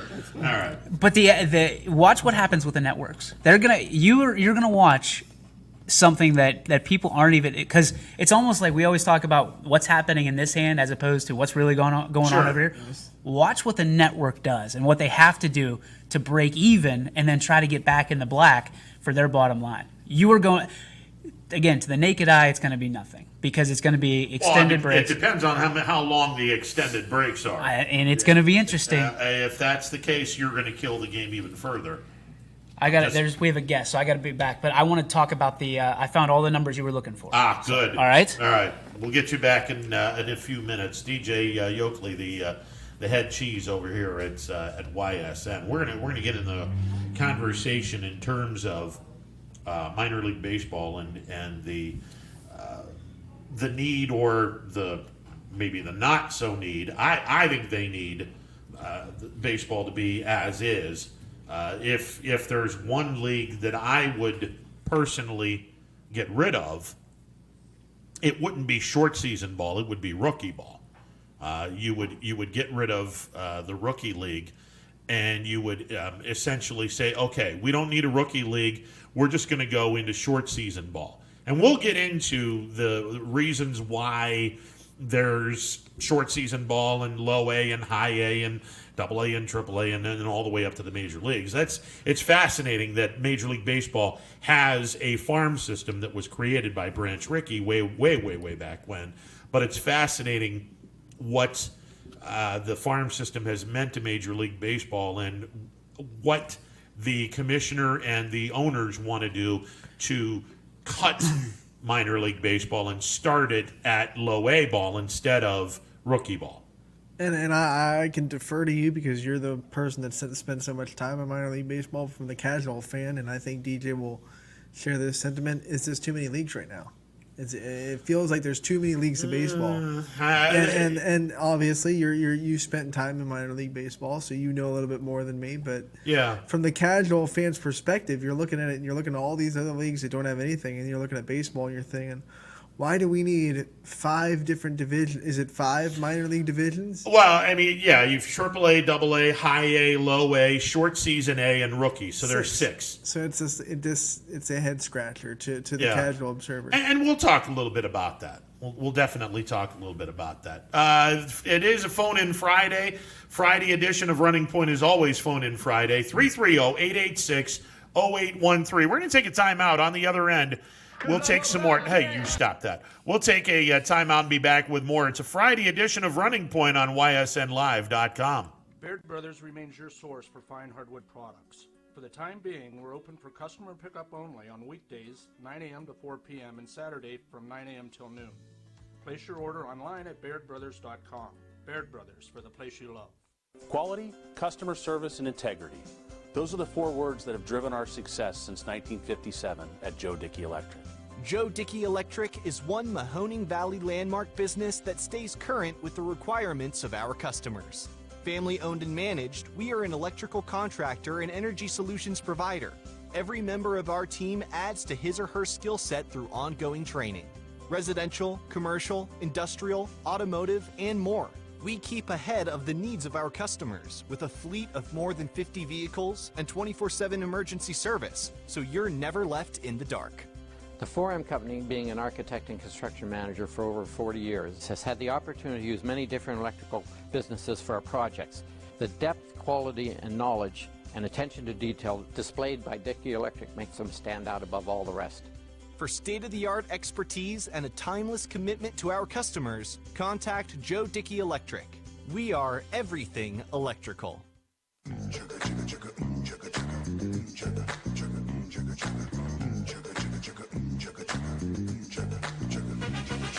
Friday night, he's fresh limousine. I'm feeling pretty good about myself, like I'm living the dream. Platform shoes, strut down the street. It's gonna get hot in here, I hope you can handle the heat. Over the years, you watched us grow, and as we've grown, so has the Myers Family Insurance team. Thanks to all of you who have trusted our families to help you with your Medicare needs. Myers Family Insurance looks forward to helping you now for years to come. So call our family today and remind them how cute we are. Myers Family Insurance continues to be the area's resource for all your Medicare and retirement needs. Call today, 330-286-3044. It is a Friday edition of Running Point. Phone in Friday edition of Running Point. Ron Potesta with you alongside Anthony Hartwig. We will have DJ Yoakley coming back in around the 2 o'clock hour. We'll have a little bit of fun with that. NBA owners have approved a 22-team season restart plan. A little confusing in a lot of ways, but I guess the best way to describe it is if your team is within one game of being a playoff team, you have a play-in game with the 8 seed, and whoever wins that game would then play the 1 seed in the start of the playoffs. Yeah, and they're 22 teams. 8. I think they're doing 8 regular season games just to get everyone's feet kind of wet and get the rhythm of basketball back in. So there'll be 8 regular season games because there are some teams that are right on that cusp and need to do some work to get within one game of the 8 seed. So we'll see what happens, but it's exciting because basketball is back.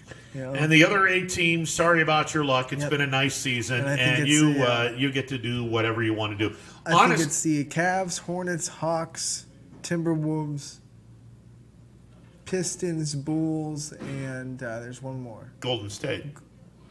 No, I think Golden State's in the 22. Oh, really? Yeah. Because Golden State was a god-awful team this year. I'm almost positive Golden State was one of the worst teams in the NBA when it was all said and done. Honestly, what I would like to see, and I think NBA I think this would be fascinating beyond belief, is if you were to have those 8 teams and you would play a single elimination 8-team playoff where the team with the worst record would be taking on the team with the 8th worst record, 2nd worst record, the 7th worst record, 3 versus 6, 4 versus 5, and you would have an 8-team playoff, and the winner of this playoff gets the first pick in the upcoming NBA draft. I think that would be spectacular. It's not going to happen because they are going to have the lottery, which, they do every year. And, I think this would be so much better if you had it this way, where you would actually have the other 8 basketball teams that are not going to have an 8-game season. At least you would have the players play 3 games. And how you would do this is, all right, the 4 winners are moving on to the semifinals. You're right. The Warriors are the 8th team that I. The 4 losers would be playing each other and whoever loses the 2 games would wind up being the 8th team. So you would have the team that wound up with the worst record of the 8 teams would wind up picking 8th, and then so on and so on. And whoever wins the tournament winds up going into the championship, where they would have the top pick in the upcoming NBA draft. Unfortunately, they're not going to do it that way because the NBA wants their lottery. There was also talk of doing the playoffs in kind of a World Cup pool play style, where every team would be put in a pool. I would hate that. And that was talk. And there was also talk of just seeding teams based on their record and not on the conferences. Which, again, I would hate that too. I mean, look. That would be interesting because then you would absolutely get the best 2 teams in the finals. No, I think it's the Clippers and Lakers, best 2 teams in the NBA right now. And I think that's going to be your Western Conference Finals. And I think that Milwaukee has a dog in that fight. I think the Bucks are a pretty solid team. But look, whoever wins the NBA championship, I'm not putting an asterisk next to this. We talked about it. We're not. I mean, especially because the NBA played almost a complete season before it was shut down anyway. So you already kind of knew who the best teams in the league were. Sure. But the other reason why I'm not going to do that is, okay, all of these games are going to be played in Orlando. Mm-hmm. There's no home court advantage for whoever the top seed or the top 4 seeds are in each conference. Unless you're the Orlando Magic. Yeah, there's no. And there's no home court. I mean, there's not really going to be fans there either, so it's not like you're going to have your crowds come and cheer you on or anything. So there's not even going to be a crowd advantage. Exactly. So I think that it's whoever wins this, hey, you know what? You get the NBA championship, and you definitely deserve the NBA championship. Now, obviously, the next season, 2020-2021, it's going to be a shortened season thanks to COVID-19. There is no way you're playing 82 games in a condensed period of time. They will probably start the NBA season around Thanksgiving. The date right now is December 1st. Yeah. That's the date they put out. So December 1st, which is good because that gives them about 60 games. Yeah, but I was saying that gives them a couple of weeks before Christmas, and NBA owns Christmas. Yeah. So if they weren't in top-notch shape before Christmas, that would have been a problem because no one wants to see watered-down basketball on Christmas. Agreed, wholeheartedly. All right, 330-886-0813. Let's get to the phone lines. Champ, you're on YSNLive.com. What's up, brother? Man, it's a pleasure to speak to both of you. And, you know what, right off the bat, the NBA, Golden State had the worst record of the NBA, so they're going to get a top 3 pick. And they actually have 2 number 1 picks next year, and one of them is a top 3, I believe, or top 5. But and they got a mid-level exemption, and they also have another exemption. So it's going to be tight because we're going to have the draft, I think, in October, and then the NBA season probably starts up again on Christmas Day. I guess that's what I'm hearing, something like that. But there's going to be a very tight window between the end of this season, if they get it done, and the beginning of next season in terms of moves and the draft. And actually the draft lottery, I think, is going to be at the end of August. So December 1 is when the NBA wants to start. Okay. Yeah. So, wow. They're going to literally have like a month and a half or 2 months off, which is going to be kind of weird, but maybe kind of neat at that point. But it'll be interesting to see because, as you know, we've already had the draft lottery by now, and we already know who's the draft and all that stuff. But and that's I mean, I give the NBA credit, man. They're doing whatever it takes to get this thing done. Same with hockey; they're doing whatever it takes. Yeah, we go to baseball. It's nice to, Champ, it's nice to have a commissioner like Adam Silver who's not saying negative things about his sport, and he's not trying to push his propaganda through the media. Yeah, I don't understand. Did they give Manfred job descriptions when he took the job, or does he understand his assignment? He's a mouthpiece for the owners, and I understand that, but the thing that I don't like about Manfred is he badmouths this sport every chance he gets. I mean, why the hell are you commissioner of a sport that you should not have any bad-mouthing of this sport because it's not marketed very well to begin with? Why would you bad-mouth this sport? Yeah, and I guess my vision of a commissioner of a sport should be somebody that is hired by both the players and owners. And Adam Silver he made a lot of owners, Matt. He's made a lot of players, Matt. But bottom line is they have complete trust in him, and he's doing a tremendous job. And we won't find out till later on, years from now, how good he's done. And you know what? I knew he'd do a good job because he was basically right underneath the previous Stern was a commissioner. Yeah, David Stern, who did a fantastic job, and he tutored under him for many years. So I guess it makes sense that why the NBA right now, you don't hear much make complaints going on right now, because hopefully they'll get this thing done. And you know what? Speaking as a Piston fan, a Golden State fan, I'm glad their season's over with, okay? Because that would have been painful for those teams to play the remaining, 11, 12 games. There's no reason for them to play. The only team that voted against that was Portland. I think it was 29-1. Portland was the only team that voted against this proposal for whatever reasons. But and you're Cavs fans too. I mean, really, you want to watch the Cavs play another 12 games? It was pretty painful up to that point. Actually, I did want to see those 12 games because I want to see if they were going to be able to continue the upward trend of JB Bickerstaff. Because when he took over, the Cavaliers actually were a pretty decent team. Yeah, but 80 days or 88 days, that's a long layoff. No, I get it. I get it. That's a long layoff. Anyway, baseball. You know, it's so funny because your expectations change. You know, I can use this analogy. It's like you find out you want to go on a 2 weeks vacation, and you find out you only have a week's vacation. Oh, I'm not going to go now. But as a turn, you may end up going just 3 days. And I think with baseball, I'm starting to feel that way. I heard 50 games once, and I kind of thought, wow, 50 games, being a Tiger fan, we might be able to stay in the pennant race at 50 games, because and that's what's going to happen. I think a lot of these teams that have no chance of winning the pennant might think 50 games or 60 or 70 games, at least we'll be able to hang in there, be in the pennant race longer. But keep in mind, too, we still have 15 teams in each league, so you have to have interleague play. Absolutely, or somebody's going to be off on a weekend. You don't want that to happen. So that has to be in the schedule. You're going to have to play interleague games pretty much every day so that the one team doesn't sit there because of the unevenness of the leagues. So I would guess that, I don't know, I'm trying to think, do you want to play all the games within your division and play the rest of the games outside against the National League if you're an American League team? Champ, what they're going to do is if you're in the American League Central, you'll play your divisional games, and you're only going to be going into the National League Central.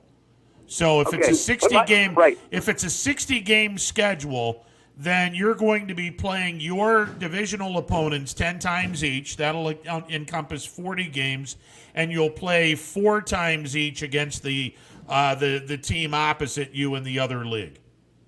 Right, and so you're not playing any other games against other teams in the American League if you're in the Central Division. No, you're not. Okay, right, and I could see the positive and negative of that. The negative would be if you're in a really tough division and you're an over 500 team and you finish 4th, I don't know what the playoff structure is going to be like, but that's where you might run into problems. You might have a division that's weaker that might have a 500 team that wins the division, and you might have a team that has a much better record in a better division finishing 3rd or 4th and not making the playoffs. That might be the downside of playing that type of schedule. That kind of thing happens every year, though, Champ. I mean, it's just the division. I mean, last year wasn't the 3rd place team in AL still a very good AL East, still a very good record, and they didn't make the playoffs? I mean, yeah, right. So right. Yeah, but I'm you know what? I'm at the point now where why not start? Why not you talk about the dog days of August? Maybe the dog days of August might be the opening month of baseball. That'd be interesting. All right, let me ask you, Champ, since you're a baseball fan, what is the minimum amount of games where you would sit back and go, okay, I can deal with this? Anything less than this number, get rid of this season, and we'll see you back in 2021. Well, I think you got to play. I think you got to look at. You got to play everyone in your division at least. What? So what are they saying, Ron? Did you say how many they anticipate? If it's a 60-game schedule, you're going to play your own division 10 times each. So that'll be 40 games, and then you're going to play the other division, the NL Central in this case, 4 times each. 4 times 5 is 20. So then there's your 60 games. Yeah, I think I like that. I think the idea has to be that if you play a team in your division, let's say 4 different times, that way you have the equal amount of games on the road and the equal amount of games at home. I think that has to be fair within your division. I think the same thing has to happen when you play against the National League. So I would say 50 to 60. I would go with a 50-60 game schedule if they could do that. As long as I don't want to see it where you play like an even amount of games in Cleveland and Detroit. You know, if you're talking about Detroit and Cleveland, where you play more games in Cleveland than you play in Detroit. I think that has to be kind of even out. Not so much how many games, but how many times you go to that city. I think that has to be fair within the division, and that would be my choice. I think. Correct me if I'm wrong, but that's staggered right now. I mean, in a normal baseball season too, because you play every division team 19 times. So obviously, you're going to play at one spot more times than you play at the other spot.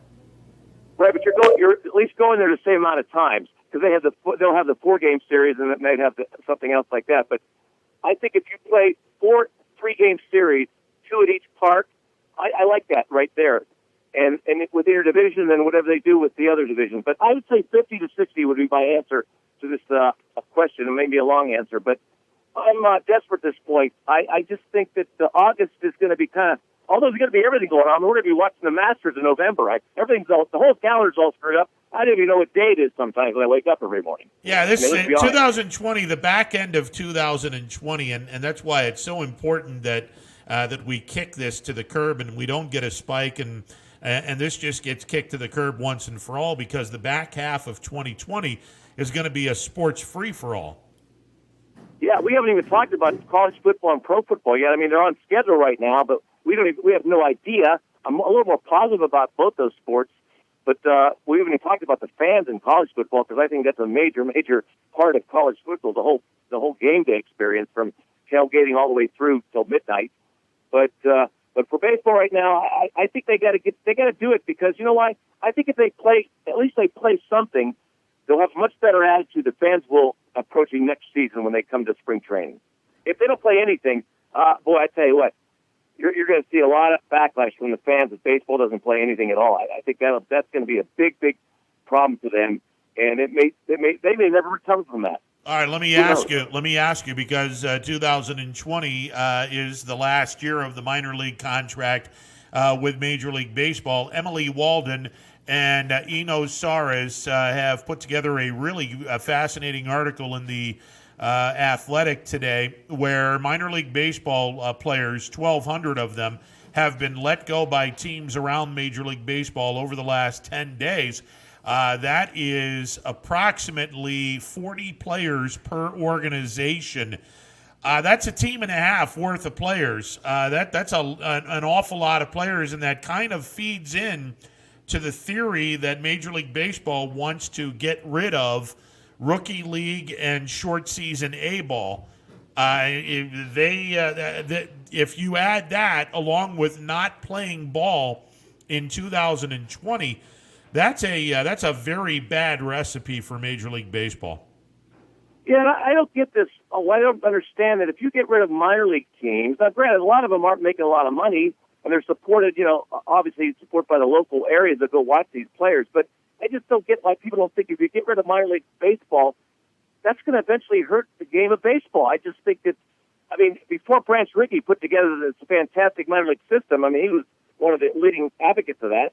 We had all the rich teams got all the players. They kind of went regionally, but I just think that hurts baseball if you start getting more and more of these minor league teams. And I think it's a beautiful thing across the country that these, like Erie, for example. Erie had terrible, horrible attendance for a while, but then what they did, they improved the stadium. They put a lot of money into that, and the last couple of years they've done very well tennis-wise because they've had a lot of good players. Because the Tigers had a lot of draft picks, but now they're going to shut down that town. And I've got to believe those people. You think they're going to be happy about that? I just think we underestimate what minor league baseball does to the popularity of baseball at the major league level. I think the city of Erie is going to have a little conversation in court with Major League Baseball, because they spent at least $12 million remodeling and refurbishing Jerry Utt Ballpark. Yeah, I'm not the rookie leagues and things like that, but I think when you start talking about AA and AAA affecting that, and I thought this was going to be. I was shocked when I saw Erie was on that list. I got to be honest with you. I said, really, a AA team? I don't get that, because a lot of times AAA teams, this, Ron, have a lot of veterans and things like that, but the really, really good players that are really good major leaguers have a tendency to even skip AAA. They go from AA to the majors. That's where your stars are, right there in AA. A lot of the AAA teams have a lot of veterans that are hanging on, and they're just there to take up a spot. But AA is a special thing, and I wouldn't mess with it. I'm sorry. Well, the reason why the 4 AA teams are on the chopping block, and that's Binghamton, Erie, Chattanooga, and Jackson, Tennessee, Major League Baseball, it is of their opinion that these 4 ballparks are all substandard ballparks, and they have not met the requirements necessary to field a AA minor league baseball team. Wasn't Erie taking care of that? Didn't Erie spend a lot of money on that? Listen, I've been at all 4 ballparks, and you have a really tough argument in my mind that all 4 of these ballparks are run down to the point where Major League Baseball can sit back and say, you guys aren't, you didn't cut the mustard. I bull crap with that. The requirements that Major League Baseball never releases either. So you don't even know what the mustard is. Exactly, because the owners don't know what the mustard is. So how the hell are the owners going to be able to cut to the mustard if they don't know what the hell the mustard is? Yeah, and if you look at Erie, what they've done overall in the downtown area, I mean, there's a lot of good things happening there. I think even one with the Warner Brothers Theater they fixed up. But that baseball park is part of that rejuvenation of that whole area. And I think Major League Baseball, if they're just looking at the stadium, I think that's very short-sighted because you're talking about a whole town right now. If that's part of what's going on in there, and you take that away, that's a huge chunk that you're taking right out of that downtown, and they've done a pretty good job in the last 4 or 5 years to rebuild that up. No, I agree with you, Champ. I think that's look, if you're going to sit here and say, okay, you have to be up to specifications, 2 things need to happen. Number 1, you need to tell the owners what the specifications are, and number 2, you need to give the owners enough time to go and take care of the specifications that you have told them. The problem is, and I've talked with a couple of owners of minor league baseball teams, they don't know the specifications because Major League Baseball doesn't tell them the specifications. Yeah, it's weird. And, one thing they've done too wrong is, over the last 20 or 30 years, they've made a point to put these AAA and AA teams closer to the Major League club. I mean, Toledo and Detroit, they used to be in Evansville. Look at what's going on here locally with the Indians. I mean, I think that's a good idea. I mean, if your AAA team is close to the Major League club, you could bring guys back and forth. It'd be a lot easier. They've done that too. It never used to be like that. Well, that's not on Major League Baseball. That's on the teams. That's on the Major League Baseball team. And the Indians, they for the long time they were their AAA team was in Buffalo. Well, Buffalo's only a 3-hour trip across I-90. They leave Buffalo, they go to Columbus. All right, they've saved maybe an hour because I think Columbus is 2 hours, maybe a little over 2 hours away from Cleveland. I mean, it's 6-1, half dozen of the other, but there are other teams that have their AAA team very, very close to their major league team, and for a reason. Yeah, I guess I don't understand. I'm probably ignorant on the subject. I just don't get why there isn't a more connection between what the minor league players are paid and the parent club. They're like a separate entity almost. We have different owners or different people that run the team. That I guess I'm not. Well, hang on a second, Champ. Minor league, the minor league owners do not pay the players. Right. Yeah. Right. Those players get their check from the major league club. All the minor league players get paid by the major league club. The only thing a minor league baseball team and the owner of a minor league baseball team does is house the provide the stadium and provide the opportunity for those kids to play 70 home games or 38 home games depending on the schedule. But the major league minor league players aren't being paid that well, which we know we've seen that. Oh, of course. Then why? Right, but why are they demanding that the stadiums be upgraded if they're not even paying the players enough? That's a great question. That's a great question. That's my whole point. Yeah, it's kind of a hypocrisy, it's called, I guess. No, that's a great question. I'd love to know an answer on that. I would gather to think that the owner would sit back and go, well, we want our players to play in a fantastic facility year round, so they're able to have a really good experience and have a much better opportunity to advance themselves through minor league baseball. Well, I'll leave you with that good question because I want to leave on a high note. You walked off. That's good, Champ. I appreciate it. Yeah. All George right. Costanza, baby. All right, there you go. Appreciate it, man. All right, 330-886-0813. That was a good question. I mean, look, the owners, they don't want their players playing in a garbage stadium. No. And you want to give them as close to a professional treatment as you can. Sure. You're not going to pay them, but hey, you're not going to pay them, arguably what they should earn. But hey, you're going to put them in a pretty good facility so they get that professional treatment. And look, there are some really, really nice stadiums in AA and high A ball, and I've seen most of them. There's some really, really good stadiums. Altoona's a phenomenal stadium. And I think one of the things that separates Altoona from the four teams that are on the chopping block, if I am not mistaken, Binghamton, I'm not 100% sure about Binghamton. I want to say that Binghamton's dressing room is away from the stadium, and it's not underground. I know that Erie's is behind the left center field fence. The same with Jackson, the Generals. And the Chattanooga Lookouts, the facilities are beyond the right center field fence. Maybe in that perspective, the Major League Baseball owners are saying, hey, look, we want the facilities to be underneath the baseball field, where, like any Major League Baseball stadium, your dressing facilities, your clubhouses are not beyond the fence. They're underneath the baseball field or parallel to the baseball field. Okay. If that's the case, then you probably should have included that years and years ago for these teams to have those facilities. It's almost like they looked at the stadiums and said, what don't these teams have? Oh, they don't have this. Well, let's just make this a requirement, and then we'll use that as an excuse to get rid of them. Yeah, I think that it's fishy. Yeah, I just think Major League Baseball, the fact that they don't tell the minor league owners what you need, by and large. There are some things that they have said. This is minimum what we need. Okay, great. Yeah, but the obvious ones. Yeah, but look, you're not going to have a clubhouse at the ballpark in Jackson, formerly named Pringles Park.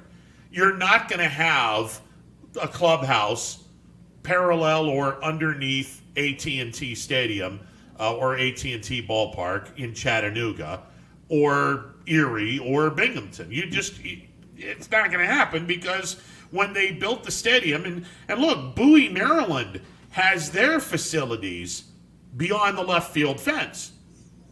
Bowie's not on the chopping block. And no disrespect, none whatsoever. Bowie is Baltimore's AA facility, and that facility, I want to say, is a 25-minute drive to the city of Baltimore, somewhere in that vicinity, no more than 30 minutes. Bowie's nowhere near as good a stadium as Chattanooga or Jackson. Not even close. Nowhere near that stadium. But they're not on the chopping block. That's BS. I'm sorry, that's BS.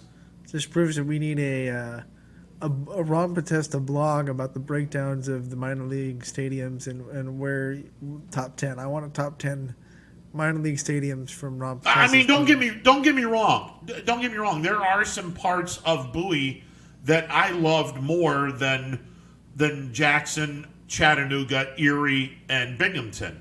The biggest of which is the stadium in Bowie had all of the windows where you could move the windows on a track away from the radio booth. And all of the windows go to open the press box open, wide open.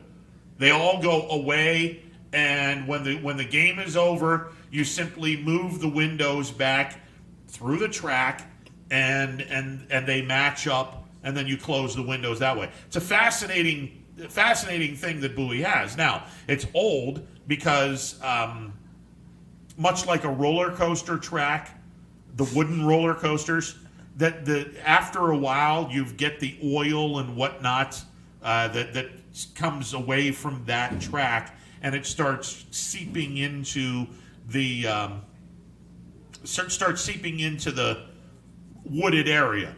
Well, this started seeping into the wooden area where you would put your radio equipment, where you would put your scoreboard, or it's not scoreboard, your scorebook, where you put your game notes. It's kind of a tough thing to do, but no, I mean, you had a clear picture in Bowie. You didn't have any window anywhere near you, so from that perspective, oh God, that's great sight lines in Bowie. But the stadium itself is not all that special. It's a nice stadium, but it's not as nice as Pringles Park or Chattanooga. From a broadcaster standpoint, it is, but from a fan standpoint, hell no, absolutely not. But again, I just don't know the parameters, and the owners don't know the parameters. That's the biggest beef. I mean, if you don't even know the parameters that you're not meeting. Look, I mean, if you have a garbage stadium, okay, you don't deserve to have a minor league baseball team.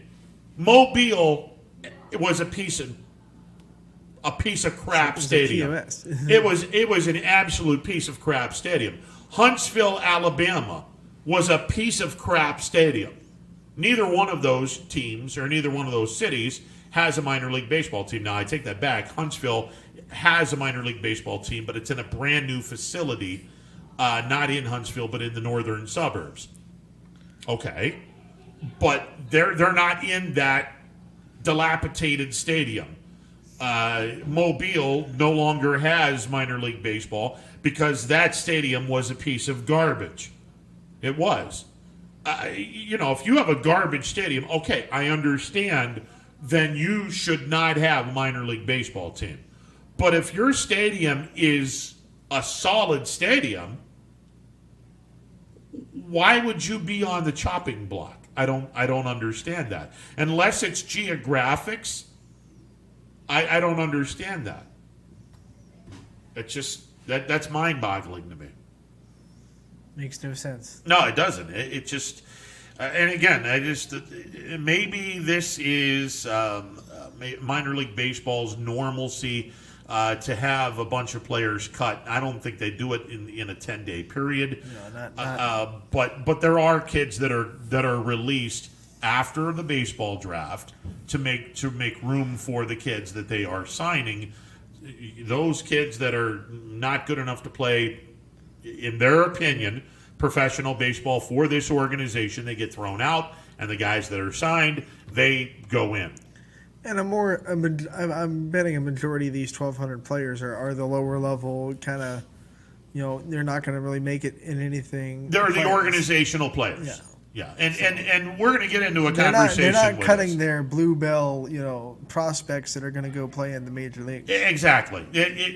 We're gonna start throwing out different terms in the next hour, and again, I'm going to use my 12 years of broadcasting minor league baseball, 12 years of being submerged in minor league baseball, and let everyone kind of have a really good look at what minor league baseball is all about. The term for the kids that are not prospects, they are called organizational talent. And the organizational talent is there for a variety of reasons, the biggest of which is fill roster spots. You're filling a roster spot, exactly. and you may not be the best player as far as your skills may not be all that great, but you're an organizational player because you have been a good soldier during your time. The farm director, the scouting director, who's high up the food chain, may have a really good opinion of your work ethic, or you bring positivity to the clubhouse. A lot of this stuff goes beyond what you do on the field, which is it's so important in everyday life for people to be this way. There are some players playing in minor league baseball that probably should not be playing minor league baseball, but they are because they bring a positive impact into their respective locker room. They are a solid leader. They may not have good numbers, but they're a solid leader, and they can give the kids coming up all of the things necessary for them to understand their role in minor league baseball. So organizational players are those players. They're not prospects, roster fillers, and various other aspects of baseball. But these 14 or 1,200 kids that got released, a lot of them were probably organizational players, and I firmly believe that this is the shot, whether people want to believe this or not. I think this is the warning shot or the first shot of what Major League Baseball wants. You think this is the Lexington and Concord of Major League Baseball, the shot heard around the world? Yeah, where minor league baseball is going to be different. All right. I agree with that wholeheartedly. All right, we're going to take a timeout. On the other end, we'll continue to take your calls, 330-886-0813. It's a phone-in Friday edition of Running Point. We're with you till 3 o'clock on this beautiful Friday. Oh, it was kind of humid. Don't start this. No. We've had the cold for 6 months. No. Listen. I'm not moaning and groaning about the hot weather. I love hot weather, but I don't like humidity. Yeah. Well, we don't get too humid here. When I go to Kansas City every summer, you want to talk about humidity? Yeah. Kansas City gets about you'll have a summer day where it's 90 degrees and then 100% humidity. Not fun. No.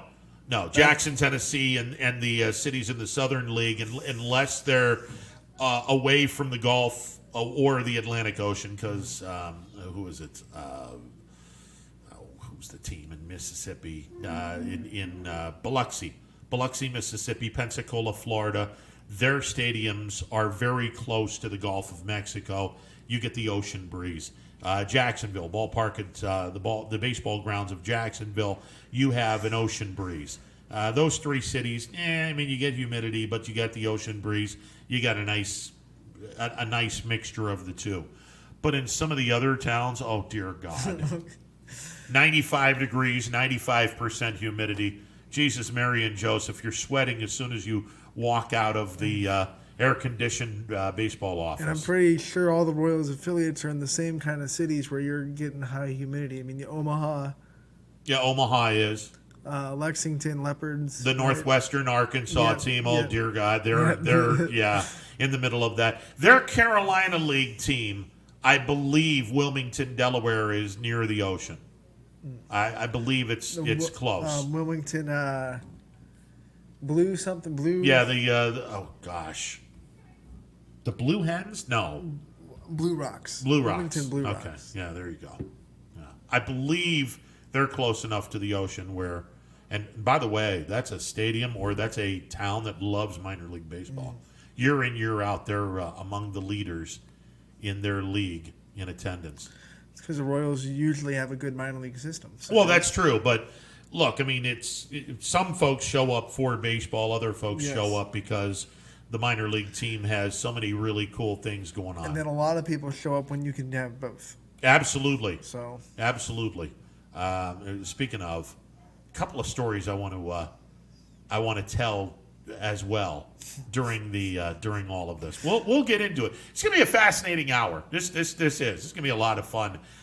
Peeling the curtain of minor league baseball and I know you and DJ have a differing opinion on the amount of teams in minor league baseball. You don't need all the teams. I agree that you don't need rookie ball, but you definitely do need short season A ball for a lot of reasons. We'll get into that. It's a phone-in Friday edition of Running Point. We'll get back in a bit. It is a phone-in edition of phone-in Friday edition of Running Point on YSNLive.com. Back in a bit. They say American craftsmanship is making a comeback. Of course, at Baird Brothers Fine Hardwoods, it never went away. People are floored by Baird Brothers' authentic hardwood floors. They stare at our stairs and adore our doors. Baird Brothers reflects 3 generations of family craftsmanship. Visit our huge in-stock selection in person or at BairdBrothers.com. Baird Brothers, our family's heritage, your family's home.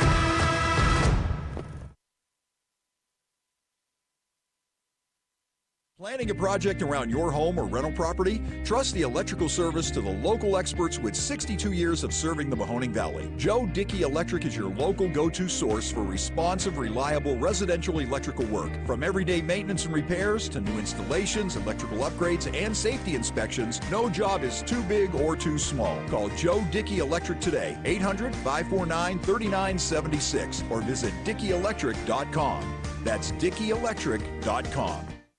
Myers Family Insurance knows the importance of a great team. Our team continues to grow to help you with your Medicare and retirement needs. The annual election period is here, so it's all hands on deck to make sure your plans still meet your needs for 2020.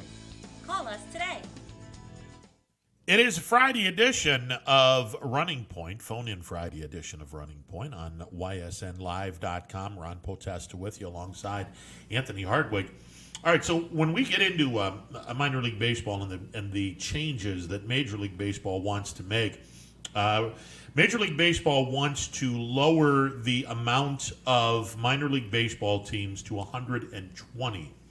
They want to have 30 low A teams, 30 high A teams, 30 double A teams, and 30 triple A teams. One major league team gets a low A, high A, double A, and triple A farm team, and that is their extent of Major League Baseball. They want to have 120 teams in the minor leagues. They will, if they have their way, they will get rid of rookie league ball, and they will get rid of short season A ball, and you'll have low A, high A, double A, and triple A.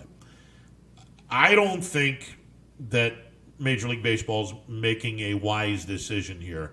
I think what needs to be done, if you're going to eliminate one entity, it should be the rookie league. That's the one entity that I would get rid of. If you're going to get rid of any part of minor league baseball, I'd get rid of rookie league. Short season A ball for me is important because most of those kids are going to be the product of the draft. The first year draft, which you normally have in early June, and then Major League Baseball teams have approximately 2 weeks, 3 weeks to get these guys signed, sealed, delivered, and they start playing minor league baseball. Now, not all of these kids are going to encompass the short season A club. You're also going to have holdovers from the previous year. But in a perfect world, you want all or most of your first year players who were just drafted or just signed as a free agent, you want them to get their feet wet. And since they're not going to be playing a full year of baseball, this instrument of short season A ball is perfect. You give them 76 games. Where they're not going to play in all 76. Maybe they will. But you're going to give them a short season where from June to September, they get an opportunity to get their feet wet, those that were drafted, and then they can have their season, go into the off season, and then get ready for their first full year of professional baseball, where in all likelihood, you're going to be moved up to low A ball. So the way it will be without that is, if I'm understanding right, when you, instead of going to a short season A, you're just going to go right into low A ball, right? Either that, or you're going to have kids that are going to be in their training camp, and they will be playing amongst themselves, or I don't know if Major League Baseball is going to have those, the teams in Arizona, are they going to be playing each other? Are they going to do that? I mean, look, if they do that, okay, now it softens the blow a little bit. I'm still not happy, but it does soften the blow a little bit if you do that. The problem is you've taken 30 minor league baseball cities away from being a farm team to a Major League Baseball team, and in a industry that needs as much popularity as humanly possible, taking minor league baseball away from those cities, not necessarily the best thing to do long term. Do you think, as a whole, like not in those specific cities, but as a whole, do you think baseball is more or less more popular with more minor league teams, or do you think it would become more popular when there's less, 6 different divisions of minor league baseball to try to keep up with? Well, the product's not going to be as good. Up in the majors? Well, the end game for Major League Baseball is to get these kids out of the minor leagues as fast as humanly possible to get them into Major League Baseball. And your minor league baseball product in low A ball is not going to be nearly as good if you're rushing everyone through this. And ultimately, if you're rushing guys into the major leagues, your major league product isn't going to be all that good. It's not, it's still going to be solid, but it's not going to be anywhere close to being as solid as in years gone by, because you've rushed too many kids from the minor leagues into the major leagues. You don't need to do that. I understand why you want to do it, because you want to be able to get that prospect into the show as quickly as possible. I get that.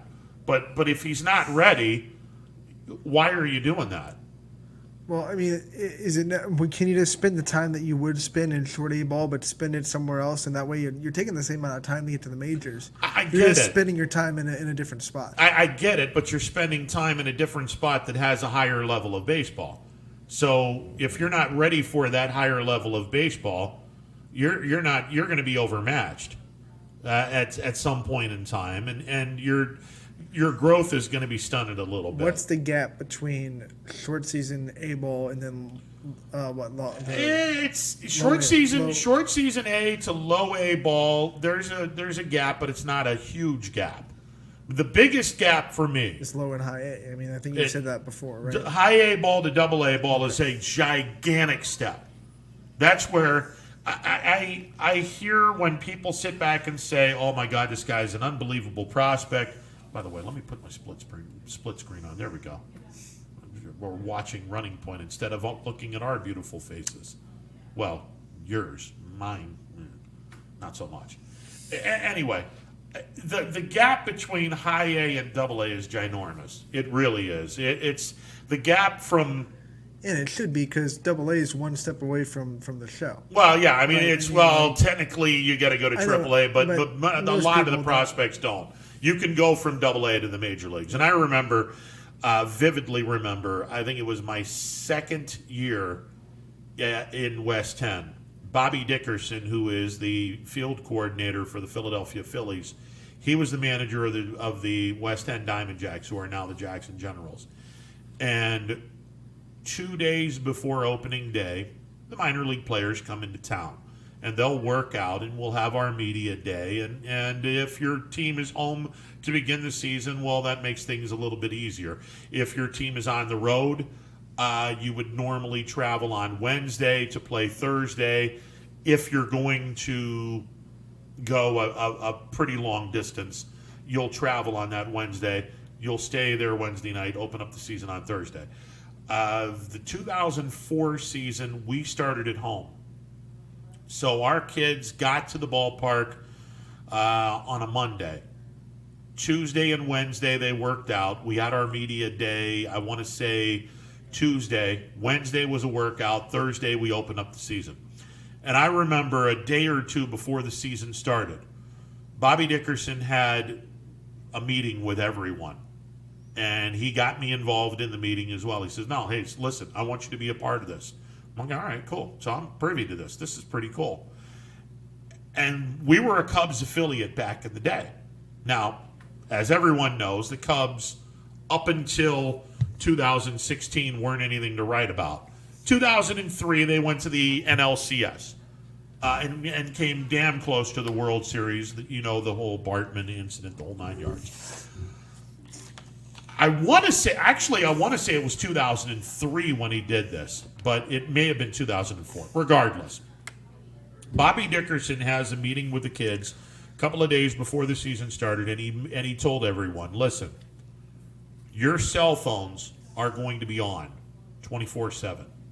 Even if you go to sleep, your cell phone is going to be on. Plug it in, charge it up, but you make sure your cell phones are on and your ringer is on, because you have no idea when I'm going to be getting a call from Oniri Fleta, our minor league farm director, telling me that one of you guys is getting called up, whether it's to AAA Iowa or to the major leagues. You have to have that cell phone on, because you might be getting a call in the middle of the night telling you, hey, you've been brought up to the major leagues. And then he went on to say, if you are called up to the major leagues, you are also going to have to dress in a much, much different way when you go to the major leagues. And I now want to say this was in 2004, because 2003 was when one of our kids got called up, and I won't mention his name. One of our kids got called up to the major leagues, and Anthony, if I am lying, may God strike me dead right now. He comes off the plane in cutoff shorts, flip-flops, and a tank top shirt. What the hell is this? You're going to the major leagues, and you're getting on a plane to Chicago to go to the major leagues, where you are going to be picked up by a representative of Major League Baseball, of the Chicago Cubs, and you come out of the airplane in a tank top shirt, cutoff shorts, and flip-flops. Yeah. Doesn't show a lot of appreciation for where he at, or does it? Yeah, so that was the second part of the conversation. Did he last in the major leagues at all? He was given a flight back to the minor league city very quickly. Okay. Yeah, no, listen, and this little tidbit might help some people. I mean, did he go there just to kind of fill in for an injury? He was called up to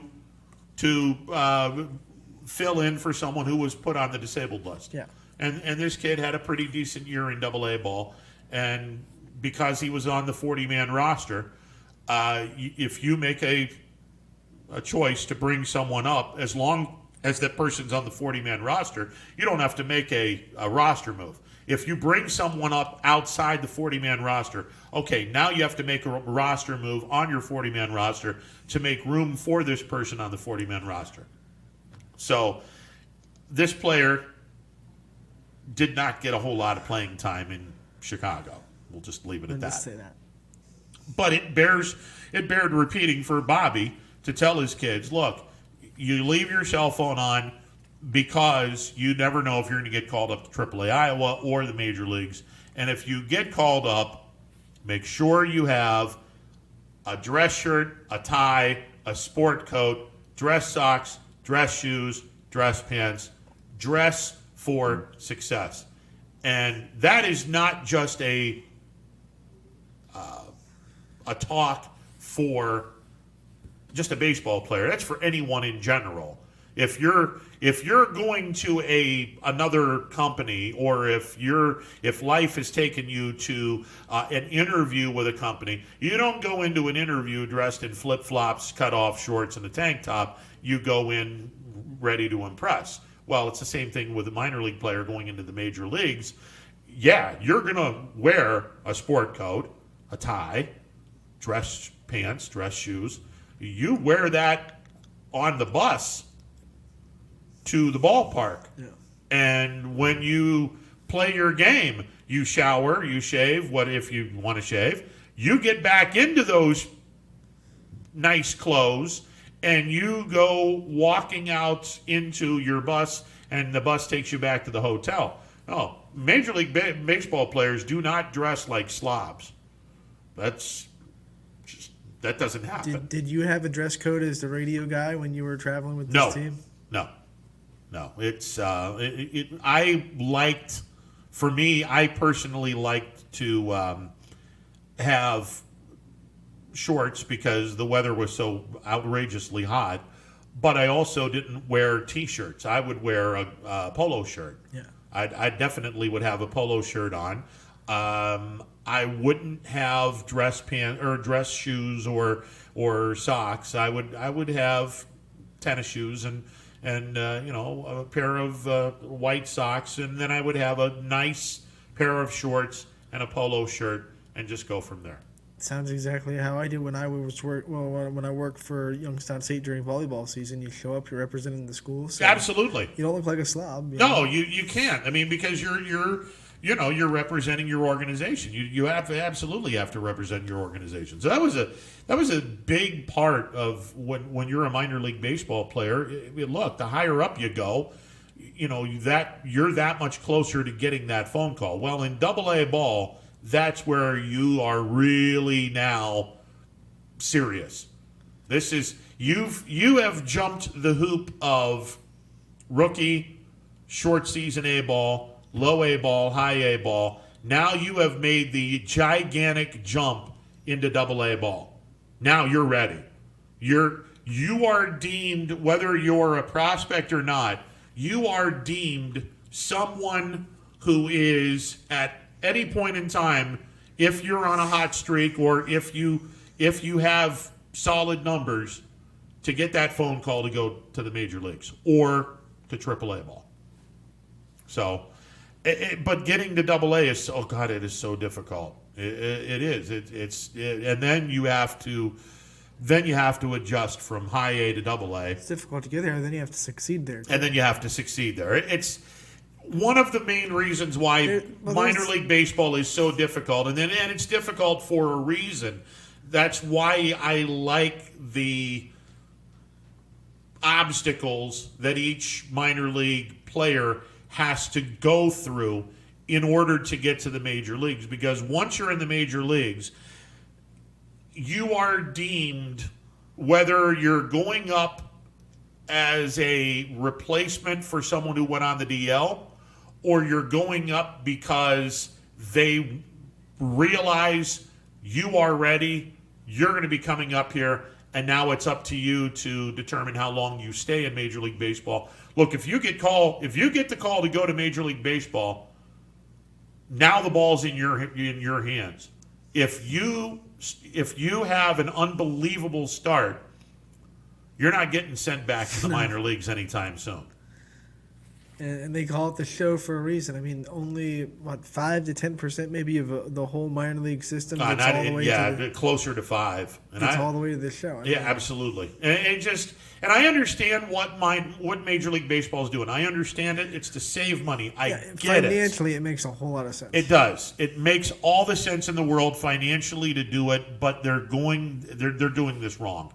You can't. If you do this, your product is not going to be as good. It won't be as good because the players will not be as polished. Again, what are the kids below low A ball going to do that the dreamland or dream whatever thing is? I don't know what they're going to do. You can't beat playing competition. And I'm not talking about competition amongst yourselves. I'm talking about competition outside of your organization. And that's why short season A ball is important for the kids that are just getting their feet wet in pro ball. That's why low A ball is so important because you have to take that step. And most of the kids in low A ball, the first timers, it's their first year in full season mode. And there's a big difference, Anthony. Kids that play 76 games in a short season A ball, all right, you've probably played a good number of college games before you started your. Yeah, you're probably going. I mean, that season starts in June in a normal circumstance. Yeah, in a normal circumstance, short season ball, like the scrappers, they'll start in late June. And if you played on a really good college baseball team, you're going from the World Series ends in mid, so you have maybe a month off, and then you're playing in minor league baseball. Yeah, and look, I mean, if your team got to be part of the 64, a regular season college baseball is somewhere around 50 games, if not more. Okay, let's say you've gone 55, 60 games in college ball, and you're playing another 76 games potentially in short season A ball. Okay, you've pretty much equaled out 135, 136 games. Well, tack on a few more, because in low A and high A and double A, you're going to be playing 140 games. Triple A, I believe, is 142, 144, and then the major leagues. And then the major leagues is 162 under normal circumstances. Because all those, the AAA, they still have postseason. So if your team's good enough to get, and if your team's in the postseason, then you're going to be playing past Labor Day. Because normally the minor league baseball season ends on Labor Day. Do those players get bonuses if their team wins the championship? It depends on.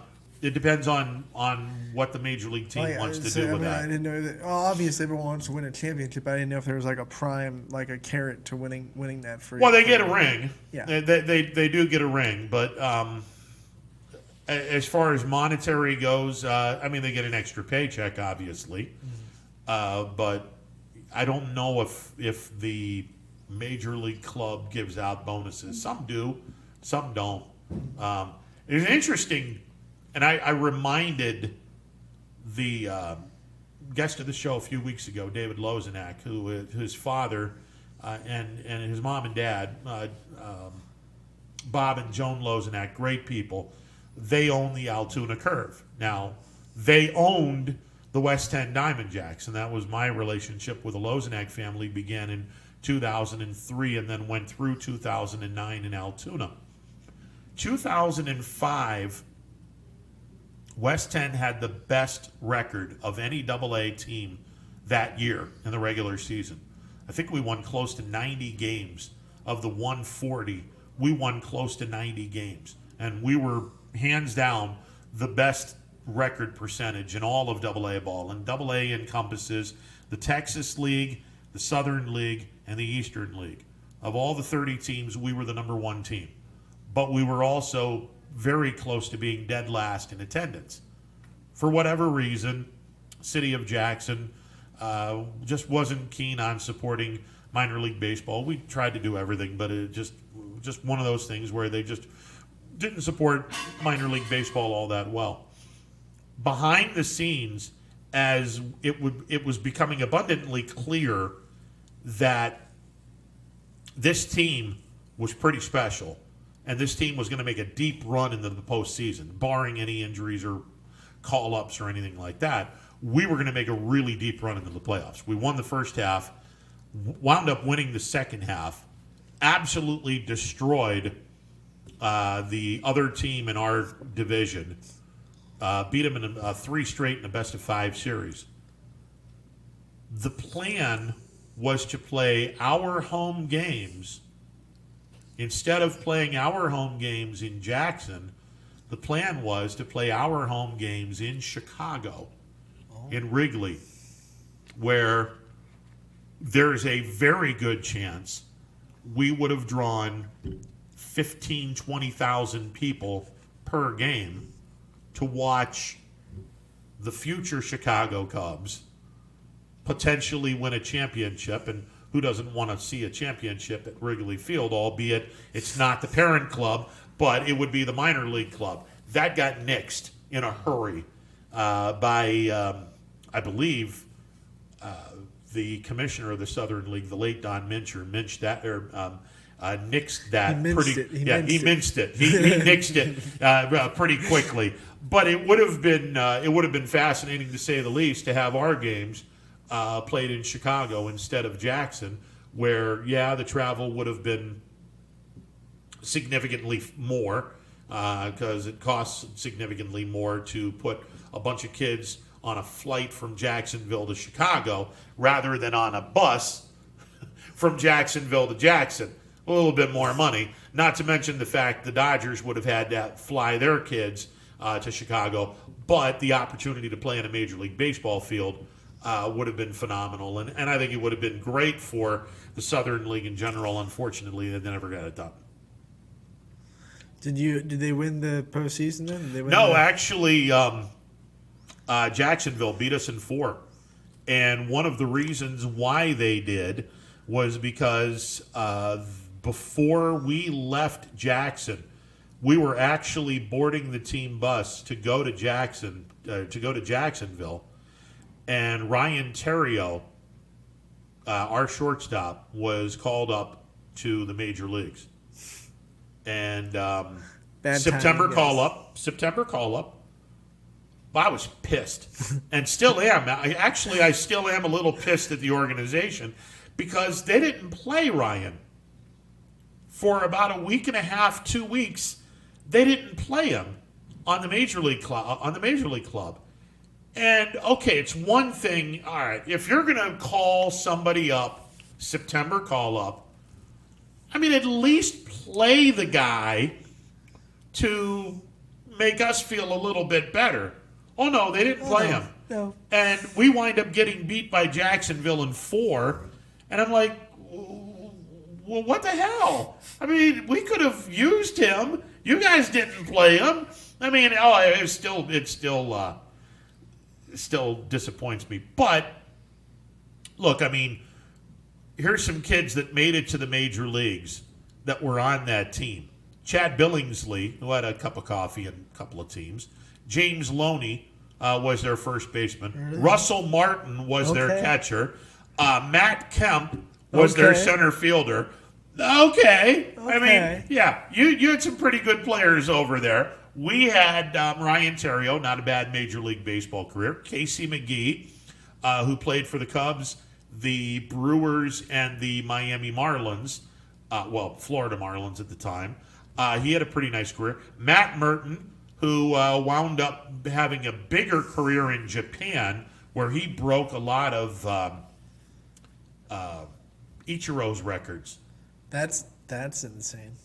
Because his records are... Yeah, so, I mean, there was talent on both of these teams. There was an awful lot of talent. As a matter of fact, there was enough talent where MLB.com wanted the games to be broadcast. So that was pretty cool.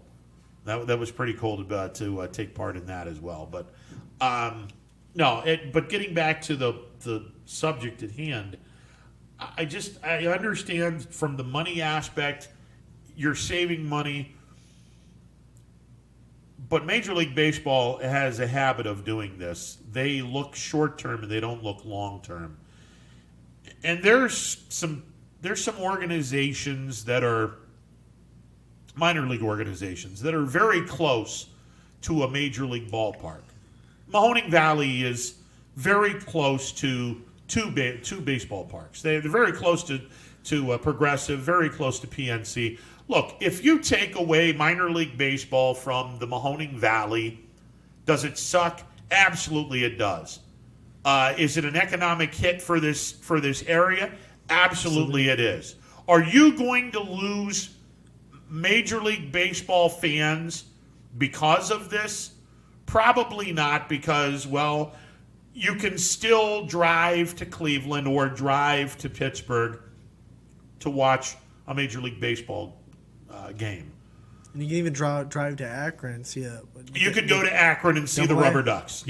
Double A. You can go to Altoona, the Double A affiliate of the Pirates, and see the Curve play. You can go to Columbus and watch the Triple A Indians team. You can go to Buffalo.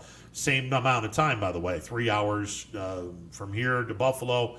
3 hours, 3.5 hours from here to Buffalo. 3 hours from here to Columbus. About the same amount of time. You can watch Double A or Triple A ball, Buffalo and Columbus. You can also watch Triple A ball in Toledo.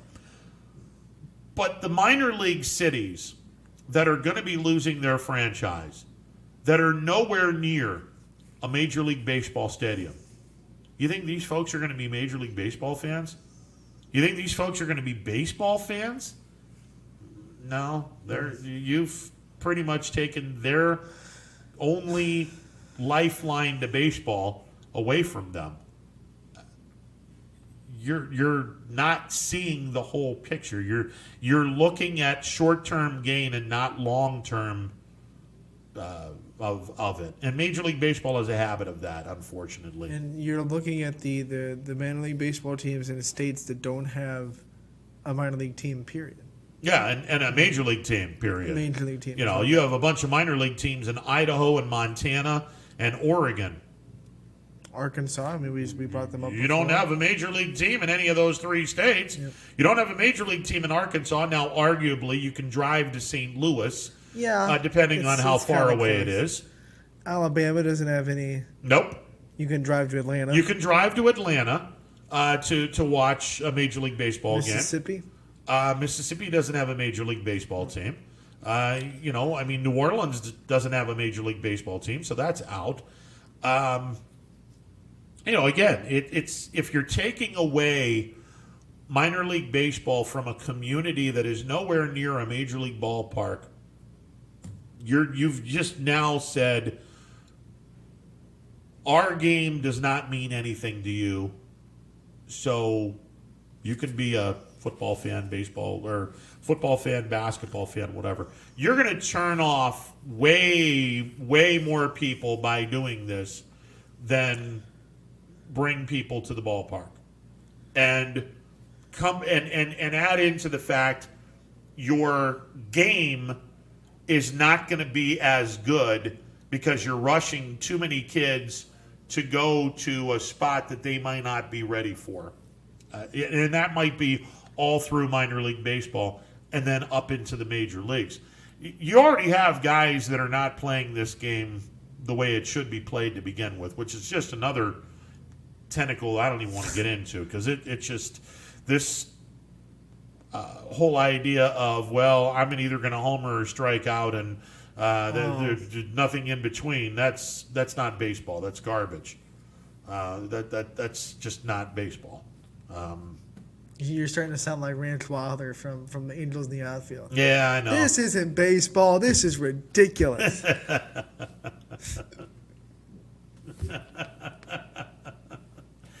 330-886-0813. Now, I think from a standpoint of, and I understand people want to, or the Major League Baseball wants to sit back and go, well, we're going to save a lot of money by not having as many players paid. Okay, I get that. But I also understand you're going to be putting kids into positions they may not be ready to do yet. Look, there's a reason why baseball has a farm system and basketball and football don't have a farm system. If you're good enough to play in the National Football League, you're gonna find out. There's no once you're at a level in basketball, you're either there or you're not. You don't need to develop. Exactly. And you kind of need to develop in baseball. You have to develop in baseball because, again, you show me a kid that throws 3 different pitches before Double-A baseball, and I'll show you a kid that doesn't exist. I can count on one hand the amount of pitchers that have played major league or that have played in minor league baseball and in A ball that throw 3 pitches really well. Usually it's you throw one really well, you throw another one that's good, and then you have a third one that's kind of a junk pitch. Yeah, exactly. I mean, you either have a really good fastball and a curve/slider that's average at best and a changeup that's not even acknowledged, but you throw the ball just to work on it, or you have a really good off-speed pitch, a fastball that's and a changeup that, again, is not even acknowledged.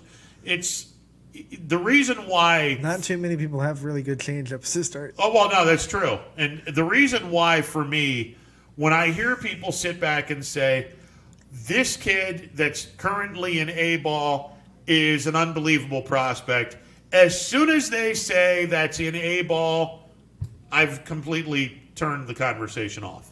You're not a prospect. You're someone who's good so far, but until you get to Double-A ball and until you start playing really well or somewhat good in Double-A ball, you ain't a prospect. You're someone to look for. You're someone to look forward to, but you ain't a prospect. You're just someone that is biding their time before they get called up to Double-A, because Double-A is where the fun begins. That's going to separate those that have a legitimate chance to get to the major leagues and those that are going to Double-A to be organizational baseball players, and that's it. So I like the minor leagues the way it is. If I were to get rid of one entity, it would most definitely be the rookie leagues. As far as the Venezuelan leagues, the Dominican leagues, you know what? You need those leagues because you do have players that you've signed as, and this is something that people probably need to be aware of. You don't necessarily have to be 18 years of age in outside the United States to sign a contract. You can be 16 and sign a contract with a major league club, and by and large, they take those 16-year-old kids and play them in their home country in the league. So, let's say the Pirates signed a right-hander they absolutely love from Venezuela. Kid's going to be in the Venezuelan league. He'll be in the Venezuelan Summer League, and they'll play against other teams from major league organizations. And if they put up really good numbers, in all likelihood, they'll come to the States and they'll start their minor league career in the United States. Now, once they sign that contract at 16, it doesn't matter if they don't have to wait till they're 18 to come into the States. No, they can come to the States anytime they want to.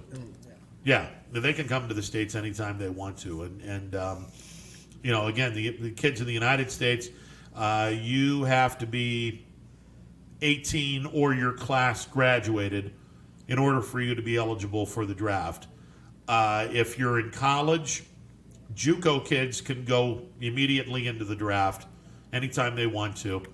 If you're in a NCAA college, once you go to college, you have to be there for 3 years. Now, you could redshirt a year and then play 2 years, but you had to have gone to the college for 3 years in order for you to be drafted.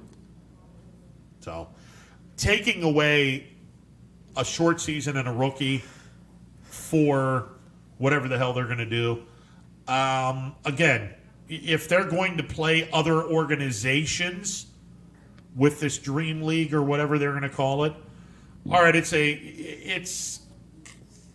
a much less of a blow.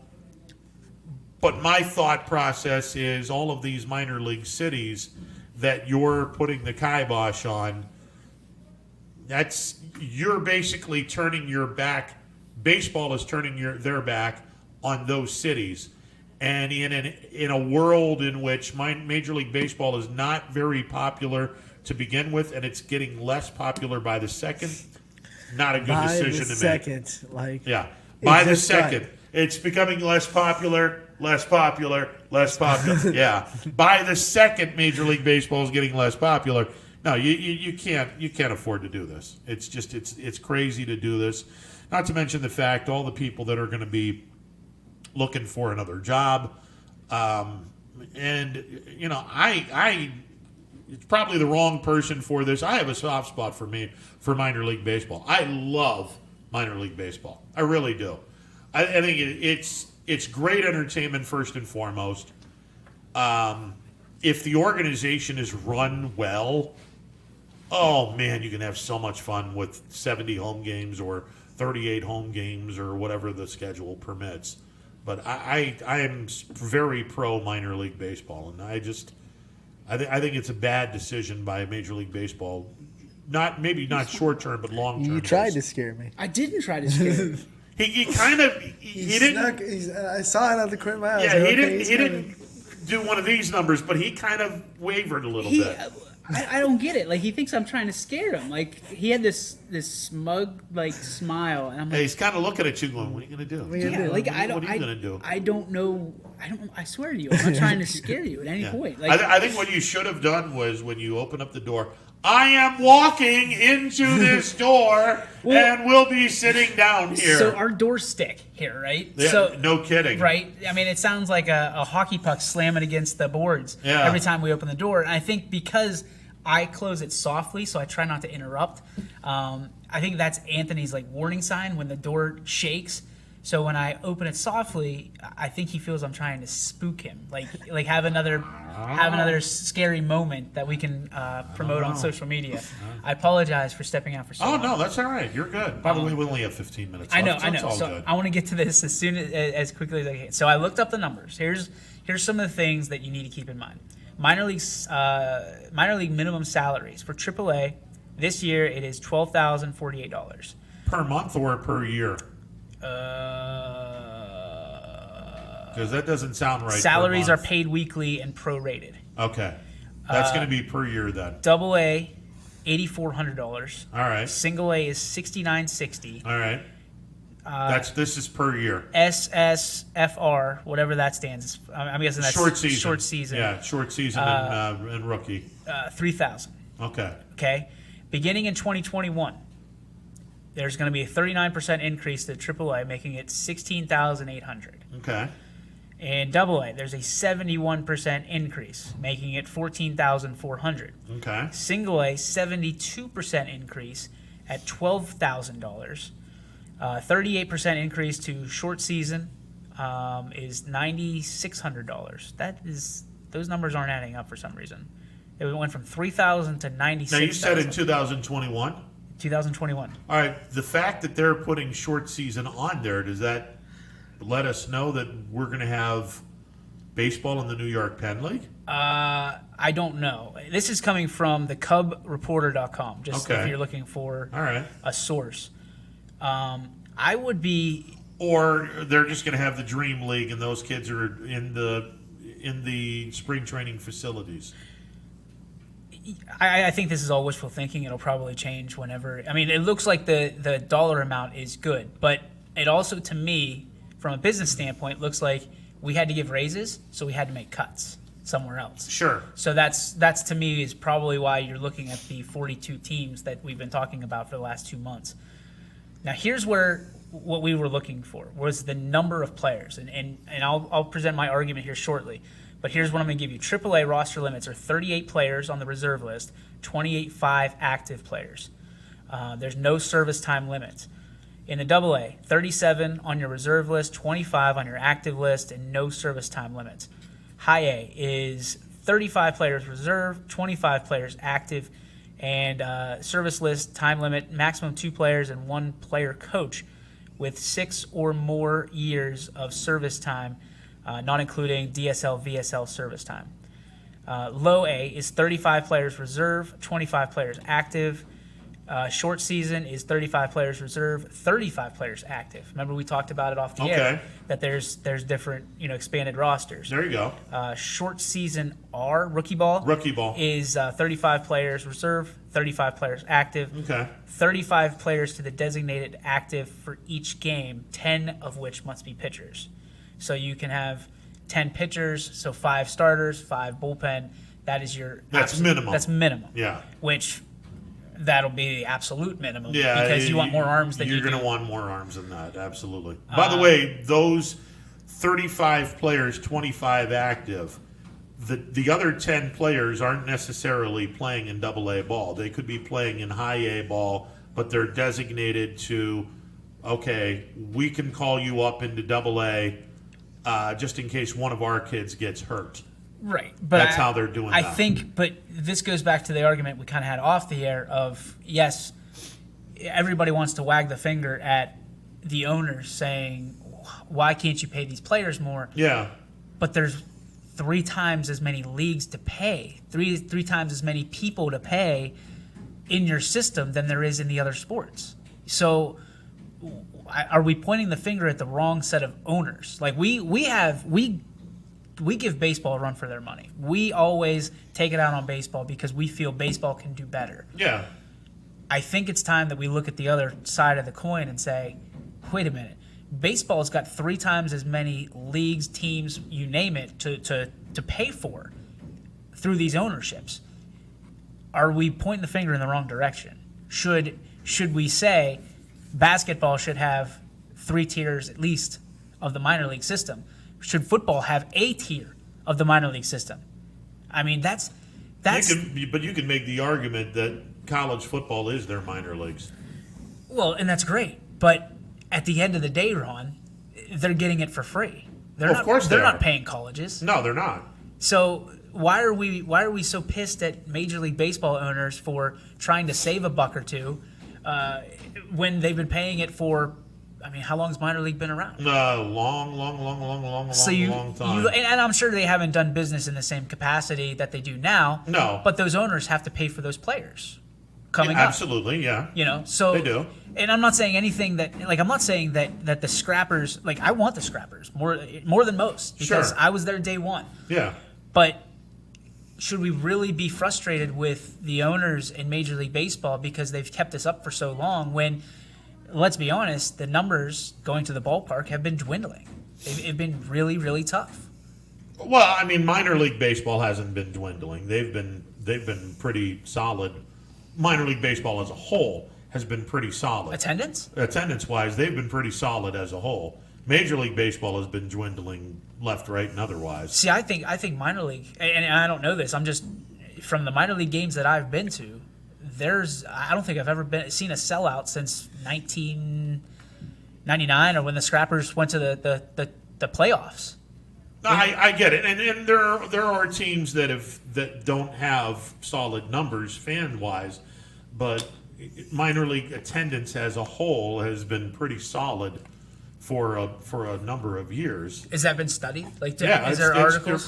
They're pretty steady about it. So I'll have to look up. I'll have to look that up. But yeah.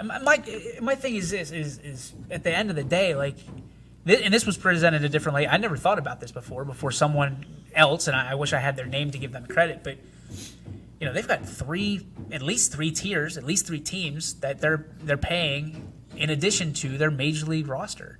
So why are we so upset? Everyone's paying 6 tiers. Yeah, so you got a AAA team, a AA team, a high team, a low team, short season A team, and a rookie team. Right. So you've got one owner that's paying 6 teams. Yeah. And we're mad that they're getting rid of 42 across the board. Now I am. Are there other ways to do this without getting rid of it? Yeah. But when did 6 teams become the norm under the? It's been that way for a long time. For at least 70 years. But is that too much? No. You don't think? No, not at all. No. We had this conversation. If you put a kid in low A ball right off the bat, he's going to suck at it. I'll guarantee you, he's going to be well overmatched at it. If you take rookie ball out Because rookie ball and short A ball are pretty much the same thing. All it accomplishes is you're putting these, whoever you've signed into your draft, you're putting these kids here so they have a landing spot to play a shortened, condensed season, so they're getting used to playing 140 games. So, assuming that they've played a college season along with the pro season of 76 games, they're going to be at 140. So the jump the next year to low A ball isn't going to be that big of a deal. But we looked before, and we looked at a Hall of Famer in CC Sabathia, right? So you can argue this on one side or the other. But CC Sabathia barely touched double A ball, if he did at all. It may have been a cup of coffee. So he hit the scrappers, he hit the regular A ball, and then he jumped to triple A for a short time, and then he hit. He missed triple A. Missed triple A. I'm sorry. He started in the rookie year and had his feet wet, and then the next year he was low A, high A, and double A. And as a 20-year-old, players can do that. Yeah, and as a 20-year-old, he starts for the Indians. Yeah. So my thing is this, and we asked this question as well. What's the percentage of minor leaguers that make it to the majors in an organization?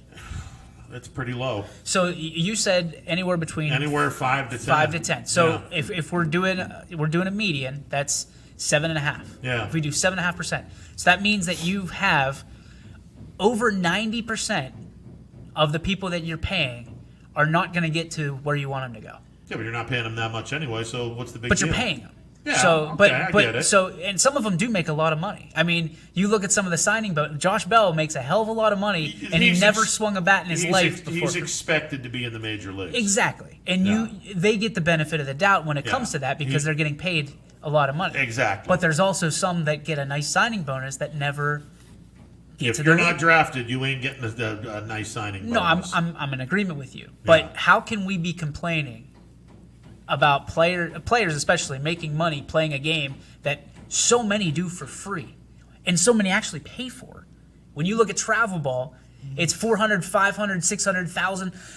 In Canada, they're paying $10,000 a year to run these tournaments. Mm-hmm. They're paying to play. Yeah. And these guys are complaining because they have a shot at playing someday in front of millions of people on the grandest stage that there is. So why are we defending these guys that are playing a game?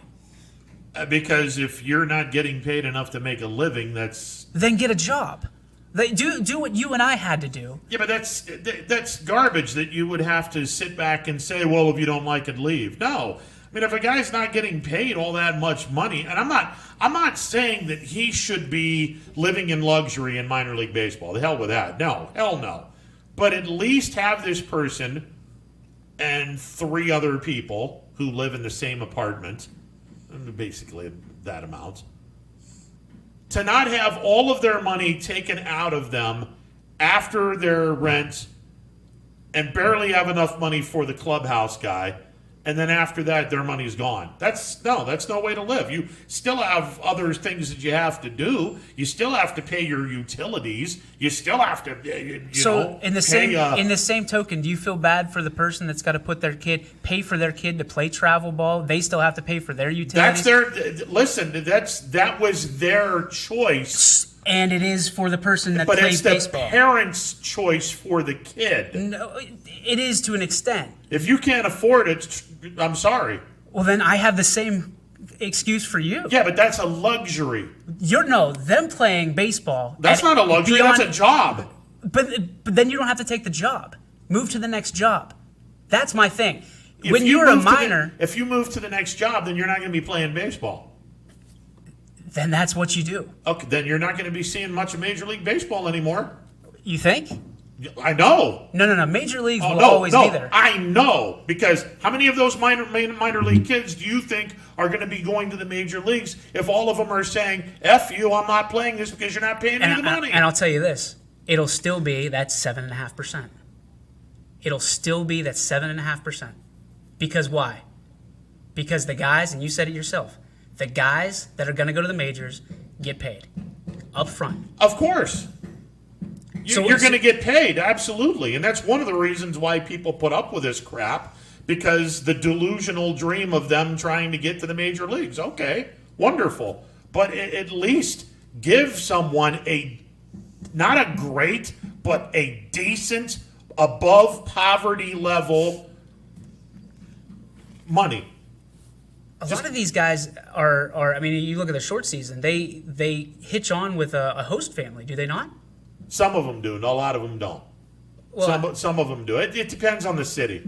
I feel like, and I don't know this. It depends on the city. I feel like The there's Scrappers do. Yeah. The Scrappers have host families. When you get to AA, that goes away. It's your, Again, it depends. Yeah, so you may have a AA city that still does listen, that. I would love for everybody to make $1 million and be able to follow their dreams however they wish and play baseball and play whatever or do whatever they want to do. Yeah, but no minor leaguers should ever be worth $1 million. But what are they worth then, Ron? Without the signing bonus. What are they worth? What would you pay? What would you pay to someone where you know there's a 92% chance that they're not going to be able to do what you expect them to do? That's not part of the argument. It is DJ. part of the No, argument. absolutely it isn't. If you want minor league baseball, you have to have organizational players. Otherwise, you don't have a team. So why aren't these players saying we're just not going to pay? If it's that bad, why are they saying we're not going to play? Because they understand if they leave, they're not going to be able to play baseball. So whose fault is that? Who has the leverage in this conversation? Who has the leverage when it comes to the owners and the players? The players. Because no, they don't. If all the players unify and they have a union naturally, but if they all say we're Minor not league baseball does not have a union. But if they all say, listen, we're not going to take this anymore, then the players, all of them, A, short A, you name it, through Z, all the way through the AAA, say we're not going to play unless you pay us this much. Then the owners have no chance to bring up guys, right? Yeah, unfortunately, that never happens. It should. I agree with you. It should happen. But if it was I actually remember having this conversation on Bobby Dickerson's picnic table in his backyard during one of our team picnics the day before we played a game in Mobile, which is by far and away the worst ballpark I've ever seen in my life. Hank Aaron Stadium sucks. Blog still to come. Horrible. Anyway, we had a great conversation. All of these kids, bunch of minor league kids, and Bobby Dickerson and I. I'm going to start pounding on the wall, by the way. And we all started talking about how minor league players are completely, horribly underpaid. And Bobby Dickerson made the comment, change is not going to happen until someone gets to the major leagues and finally gets to the owners and says, you guys aren't paying your minor league kids enough money. This needs to change. Wasn't it you that told me the story about Ramirez having all that money in his glove box? His bonus money. His first round bonus money. How many of those kids get 0.5%? Congratulations, you hit the lottery and you have a crap load of money. I'm going to stand up for the guy that once wanted to play and still would love to play in the major leagues. As a 35-year-old, I come to grips probably about 10 years ago when I hung up the cleats and said, I'm never going to play Major League Baseball again. Of course. Nobody's going to pay me to play. Yep. At some point in everybody's career, they have to figure out, what is this worth to me? What am I willing to sacrifice? What am I willing to go through to accomplish my dream? Absolutely. If you're not willing to sacrifice as a minor league baseball player, and from a monetary standpoint, I will tell you this, from a business owner's perspective, whatever you are in life, if you're not willing to sacrifice, to give up on the short game for the long game, you're going to lose. So from a minor leaguer, if you're expecting to be paid double, if it's $3,000 you're getting now and you expect $6,000 to be doing the same. Nobody would bitch and moan about $3,000 a month. No one. $3,000 in a season, though. $3,000 in a season. I don't care what the number is. Again, I would play for free. And No, you wouldn't. Yes, I would. No, you wouldn't. I guarantee you. DJ, I guarantee you wouldn't. Ron, look at me right now. And I've taken 2.5 years of broadcasting for free. I would play baseball for free in a heartbeat. So don't, and I'm not arguing, I'm raising my voice because here's my thing. at the end of the day, if you're passionate about something and you believe in something, you believe in yourself for the long run, you'll get there. But or you won't. You'll come to the conclusion that I'm shut it down.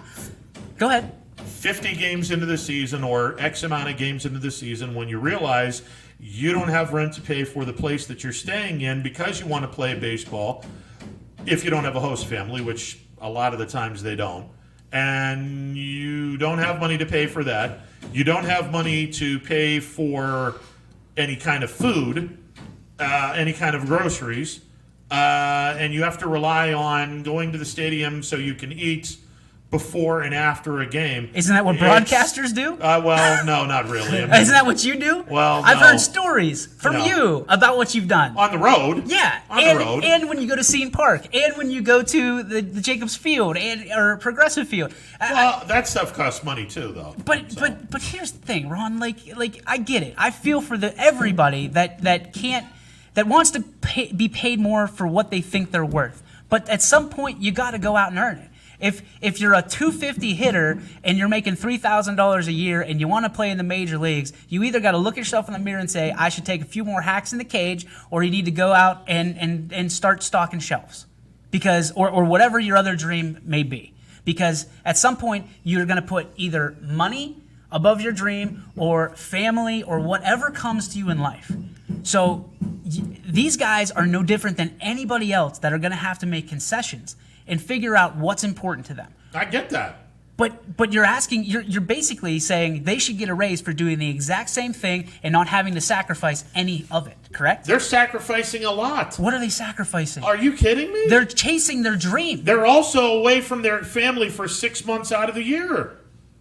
I mean, DJ, it's one thing if you're going to give these guys, and I'm not talking about a great living. Look, if you give someone $1,000 a month for 6 months, that kid's not going to be very long as far as the money goes. Look, and I'm fine with, if you're in short season ball or rookie ball, you shouldn't get paid all kinds of money. No two ways about that. But there should be a sliding scale where if you're in A ball, you should make X amount of dollars. $1,000 a month. No, it should be more than that. Why? Because you're going to run into now, the host families are now pretty much gone.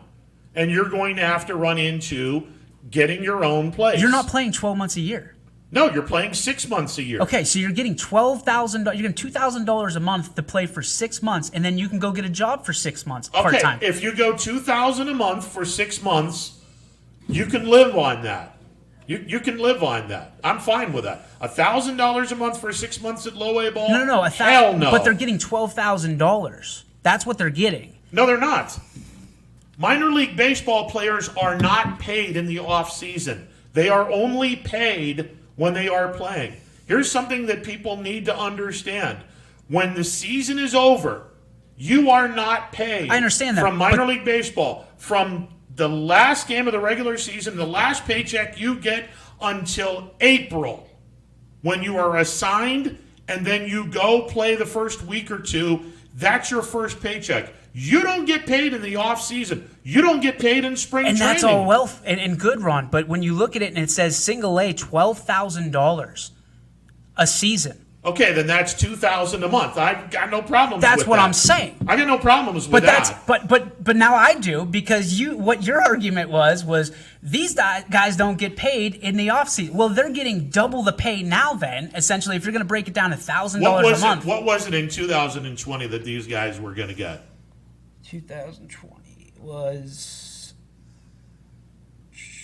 By the way, I just love being 7 minutes into overtime. $69.60. All right, $69.60. So you're looking at a little $1,000 over a month.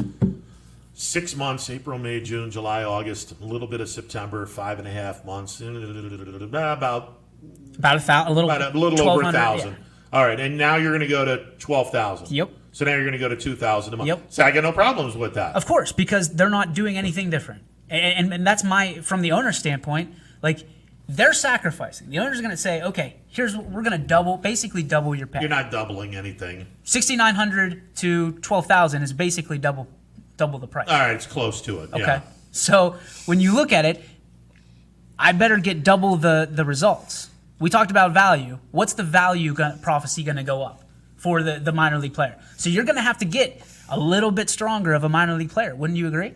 I want a little bit better chance that this guy is going to do something in the pros and put more butts in the seats for me, or make more money for me. If that's the case, then you'd better have a rookie league, and you'd better have a short season A league.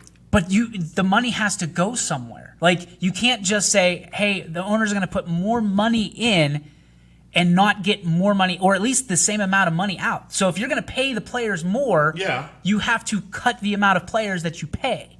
Does that make sense? It makes sense, but you're doing it. But you're going about it the wrong way. You can either you're not. You're cutting the fat is what you're doing, and I don't want to. That's not as in disrespect to any of the players or people that are losing their job, but you're trimming your budget so you can allocate business elsewhere is what you're doing. Exactly, but you're also worsening the product because you have. Why are you worsening the product? Because the fat that you trimmed, i.e. short season A ball, you now are expecting kids to go from being drafted to low A ball. I think now that you can actually put, and you said it yourself, there's some kind of a dream league or something like that. There's a AAA that doesn't get utilized very well, the way it should be. It's basically a hideout for quad A players. I understand that. So if you revamp the system and you just, even if in my mind it should go single A, double A, triple A pros. That's the way it should go. Because so you're saying you shouldn't even have low A, you should just have single A. In my mind, you expand the rosters because then you can watch what the arms are doing at the lower levels. Yeah. You have single A, double A, triple A, pro. And then you can say triple A is no longer a hideout for the guys. And then short season A is no longer a rehab stint. You know, you talked about. Yeah, but it's not a rehab stint to begin with. Most of the time, it is. No, it's not. Most of the time, it is. You talked about the players that come through guys go into a rehab. It depends on where your minor league team is playing. When Mahoning Valley gets their rehab guy. Mainly it's because they're close to Cleveland. That and the fact that Akron was on the road, Columbus is on the road, so they got no other way to go except to put it in Mahoning Valley. I understand that, but you can't tell me that there's not times that the Indians go, hey, let's get his confidence up a little bit. Let's put him in short season, blow through 4 innings, make sure that it looks good on paper and for us, and gets his mind right. You could do that. You can also do that. That happens a lot. Yeah, you can do that in low A ball as well. Like when Corey Kluber comes through Mahoning Valley, it's not exactly to see where he is. It's also to help sell tickets, and it's a draw thing. Yeah, but the major league team has nothing to do with that. All of that's going to the minor league owner.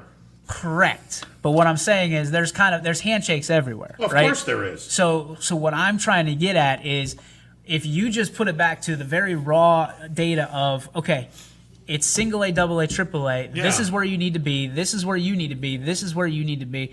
It's a lot easier on a casual fan, because I've been a fan of baseball my entire life. I've played baseball. I still am bamboozled by the single A, short season.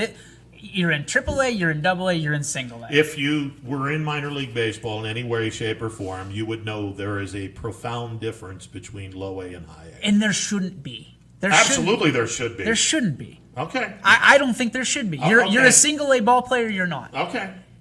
And you're a double A ball player, you're not. You're a triple A, you're in the pros, you're not. That's the way. And I understand there's business aspect to it, and I'm probably pissing a few people off by saying this. But listen, like you said it yourself, a lot of these triple A's are quad A guys who aren't good enough for the pros. So why isn't there a quad A?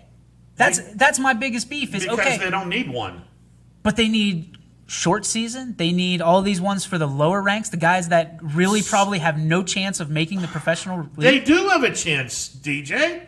But they do have a chance. You got to understand, baseball is not a game where you're going to sit back and go, okay, after a season or two, I get it, let me go to the major leagues. That doesn't happen. That doesn't happen. And if it does, it's by guys that get it. A-Rod. That understand it. A-Rod never went to the minors. He played in the minors, but he went from A to the major leagues. That doesn't happen very often. I can count on one hand the amount of times that's happened in my lifetime. A-Rod, Dwight Gooden, and that's about it. There might be one or two other players. Mike Trout went to Double-A as a 19/20-year-old. Bryce Harper cruised through the program pretty well. He was in Double-A ball before he went to the majors, but yeah, he cruised through the program. But again, you're talking about pretty elite players. I mean, you're not talking about the 23rd and 24th guys in a major league club. No, I mean, how many major league players are out there at one time? So they have 25 on a, what is it, 26 now? 26 on a roster. Yeah. So you have 26. When I was, Anthony and I were talking about this. When I was in Double-A ball, the 2005 season, we were beaten by the Dodgers Double-A club. We had the best record in all of Double-A baseball, and we were beaten in 4 games.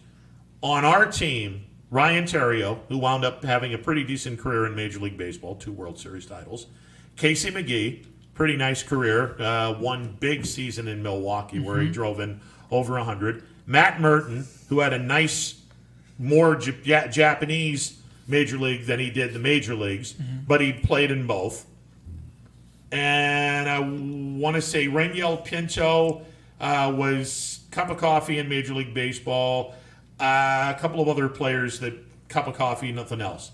The Dodgers had James Loney, not bad. Yeah. Russell Martin, not bad. Matt Kemp, not bad. And a couple of other players that Chad Billingsley, cup of coffee, a couple of other players. Good. Billingsley was okay. Yeah. He was a name. He was a name for a little bit. And a couple of guys that had a cup of coffee. Those were 2 pretty largely stacked Double-A teams.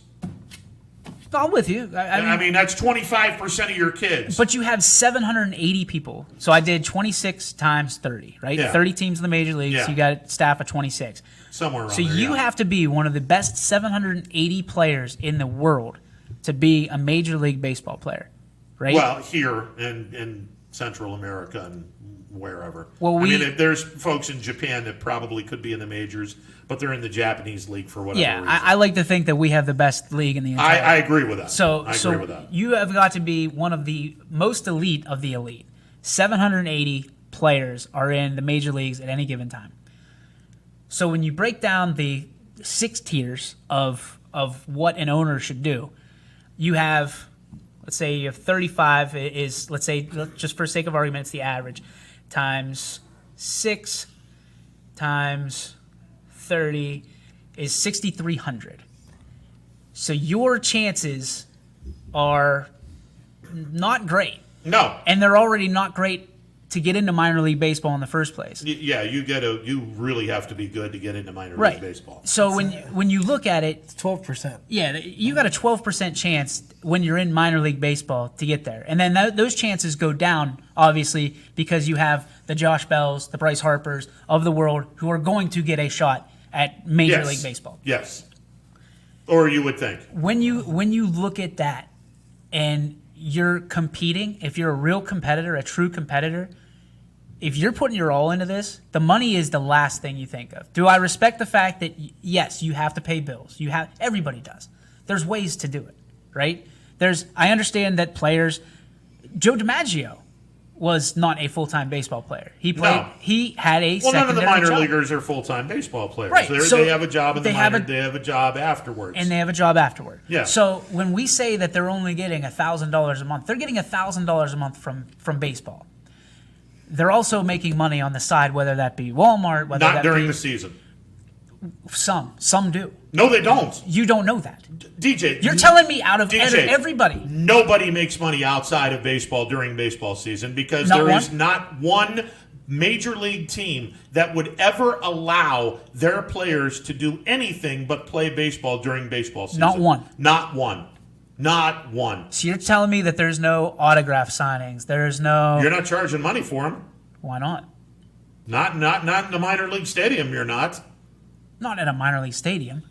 Well, you're telling me they can't go do autograph signings at a local car dealership for $300 or they make money, Ron. They make money if they want to make money. They make money. They're professionals. They make money playing baseball. But they also make money elsewhere. You're not going to sit here. Not during season. You're they don't. crazy if you think that's true. Okay. You're crazy. All right. So what do you think they actually live just on by themselves? DJ, do you honestly think that Major League Baseball would allow a player to do something away from the game without the permission of Major League Baseball? That they're the club or the minor league club that where they're playing? So that doesn't Here's the happen. other thing. Okay, you have to play rent, but what if you live with 2 other teammates, so you're splitting the rent in 3 ways, and you're all making $1,000? I agree. Again, if you have a two bedroom house and you got 4 guys living with you and 2 of them are in the bedroom, one's in an air mattress and one is on the couch, and you're splitting the rent 4 different ways. Okay, great, fantastic, absolutely. You also have to split the utilities 4 different ways. Yes, you get paid on the road for meal money. You know what that's called? Life. I get that. Nobody feels bad for the college student that has to do that. Nobody feels bad for the But the college student, by and large, is getting most of, if not all of their education paid for. So my friends that play professional softball are laughing at this. I'm laughing at you right now because I've been paying student loans since 2007. You went to a D3 school. So? D3 schools don't give out scholarships. No, they give out scholarships, Ron. They give them out if you're smart. Yes, they do. And here's my problem is I had to bunk up with people. I had to like why do you feel bad for the guy in Major League Baseball and you don't feel bad for the guy that's coming for your job? That's coming for the job. Like in life, again, you have to make sacrifices. I get that. And you should know better than most because you were in minor league baseball as an announcer. I get that. And I was grossly underpaid. But according to who? According to you. According to a lot of people. According to you. No, according to a lot of people in the business, minor league broadcasters are grossly underpaid. That's why a lot of them get out of the business. You know why? And this pisses me off too a little bit because you never hear people that aren't those people say that they are underpaid. So I'm underpaid for what I do. So what are my options? Go make more money. Yeah. Go sell more advertising. But you know what? I'll say this, and this is personal, and I know I'm getting into apples and oranges here. 20 minutes into overtime. Okay, well, I'll pay you your overtime fee. It's all right. It's all good. So here's my thing, is you can be at the top of the pedestal and make 6 figures and be as miserable as or more miserable than the guy that makes no money and is doing what he loves on a daily basis. So of course, my sacrifice was going back to the bottom, starting a business and creating something from nothing. Exactly. Right? These guys are doing the same. They're living their dream because they believe in their brand, what they do, da-da-da-da-da. Do they feel bad for themselves, or is it the people around that say, hey, you're vastly underpaid? Are teachers underpaid? In the grand scope of things, yeah. Okay. Are police officers underpaid? In the grand scope of things, absolutely. So basically, you're telling me that everybody's underpaid to do their job. So what is the value worth that we put on every day? Like, what should an announcer make at minor league? That's a great question. What should a teacher make? What should a police officer make? America has already decided this. I get that. So who are we to? And I get it. It's a talk show, but who are we to sit there and be like, minor league baseballs are underpaid? They're not. This is what they are. This is what it is in our society. Okay. They get $6,000 to $12,000 at the single A level. Teachers get, I don't even know what it is, $30,000 to $60,000 at their level, based on tenure. Right? I get that. Firefighters, like you got guys that are running, are veterans, are people that are have our backs. Are they underpaid? Yes, because I never met these guys, and they're saving my life. Absolutely. Hell yeah, but I'm not the one writing the check. I'm not the one writing the check. That's true. So and with all due respect to the teachers and the firemen and the police officers and everyone that takes care of us, they should be paid more. They should. But in all due respect, 60,000 people don't come to see you do your job. What the hell does that mean? That means that 60,000 people don't pay top dollar to see you do your job. Let me ask you this question. How many firefighters would you want at your house if it's on fire compared to baseball players? I absolutely agree with you. And how much money would you pay that firefighter if your house was on fire compared to a baseball player? I agree wholeheartedly with you. If you teach for 20 years and you have 100 students per year, that's about 20,000 students that you're having watch you. I know you're not having watching a day, but you're still having. I a lot get of it. people. I get what you're saying. I'm just saying The value is in the guy that writes the value's checks. in what people are the guy willing that to writes spend. the checks, right? Sure. So we can sit here all day and I can say, well, teachers and baseball players and announcers, we're all underpaid. But as the guy that writes the checks, I go, holy cow! Like trying to make ends meet. We go, okay, this is what. No, I get that. I get that. Eyes to dollars equals. And the ultimate thing is the owners make money on Major League Baseball. The entirety of baseball, they make money. So you're saying that owners make money off the back of the athletes? The owners are making money. Okay. So After even and again, this is something where people have to understand. A Major League Baseball owner is not just paying the players; they're also paying Major League employees. They're paying for their health insurance if they're a full-time Major League employee. They're paying for the electricity on the stadium if there's a night game. The fireworks, you name it. From the Major League aspect of it. Now let's get into the minor league aspect of it. They are paying for the minor league players' salaries. They're paying for the minor league managers and coaches. They're paying for the minor league instructors. They're not paying for anything from the minor league facilities. That's off the back of the minor league owner. But they have a nice affiliation with the minor league teams. And yet every single one of the teams in Major League Baseball makes money. They make money out of this. So when I hear the owners sit back and say, we don't want to pay our minor league players a livable wage because we don't have the money, or we don't want to do that. And I have a hard time with that. You got two options. You can either go with the way it's been going, or you guys can make up your own league and pass the hat, and I'll go to Dairy Queen after the game. That's the way I look at it. And like, which one do you want? Would you rather want the $1,000 or the vanilla ice cream cone? Yeah, and at the end of the day, I understand what the owners are doing by saving money to say, okay, we'll pay our players, but we're now going to slash the product. By slashing the product, you're slashing the quality of your game, because you can't tell me that a kid that is just coming out of college is ready to go to low A ball. He ain't. Well, it'll change, is what I'm trying to say. The standard of A-ball will change. It'll change. You're right. To where it will. The standard of A-ball is going to suck. The standard of high A-ball is going to suck. The standard of double A-ball is going to... It's going to be a lower standard than what it is now. That's what I'm saying. It's going to be a lower standard. And it's going to be a lower standard to the Major League product down the road. No, because I think you're going to get a lot of the guys that are on the fence between...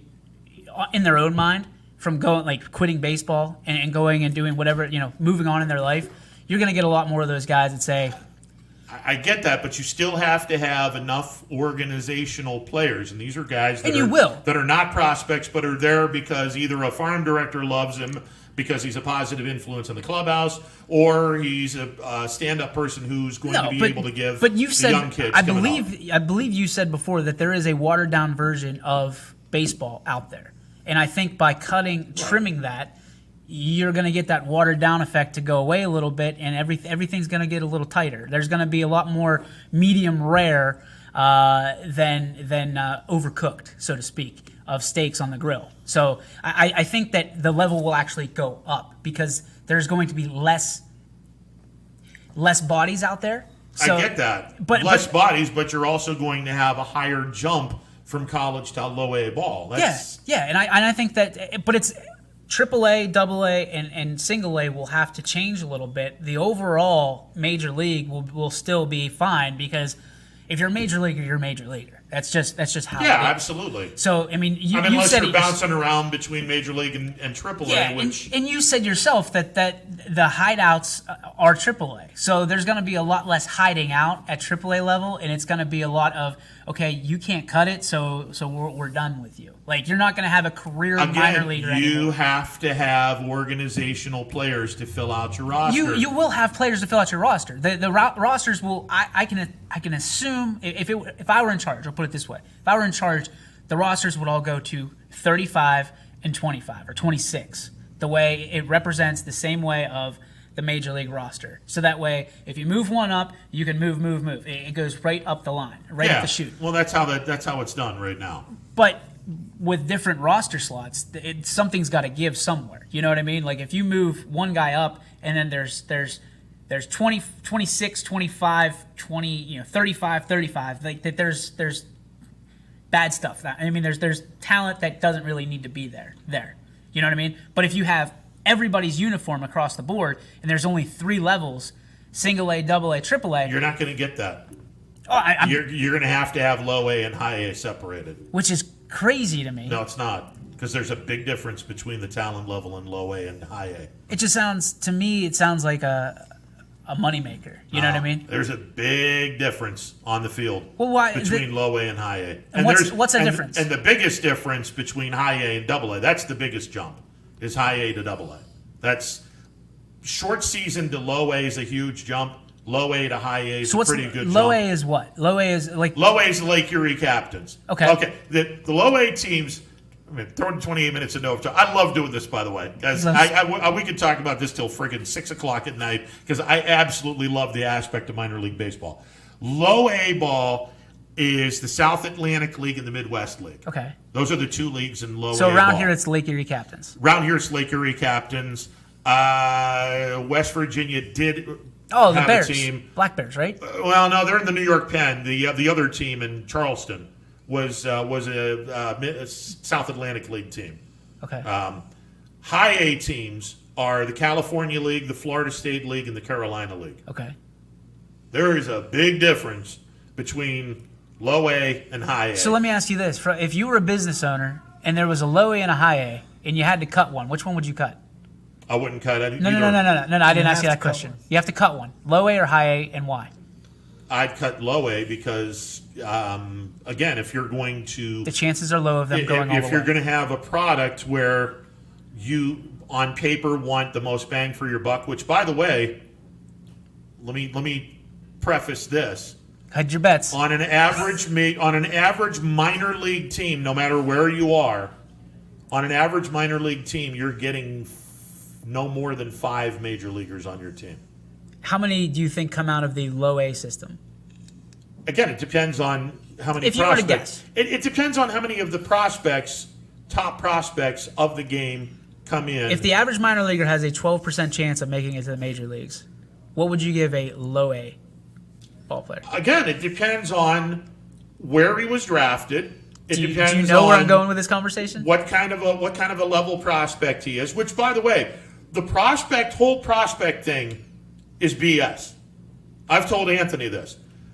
You can sit back and say, and farm directors love doing this. Oh my God, they love saying, this kid that's in A ball, he's a prospect, he's going to be an unbelievable blah, blah, blah, blah, blah, blah. And I look at the farm directors and I say, BS. Okay. You're nobody until you get to double A ball and play decently in double A ball.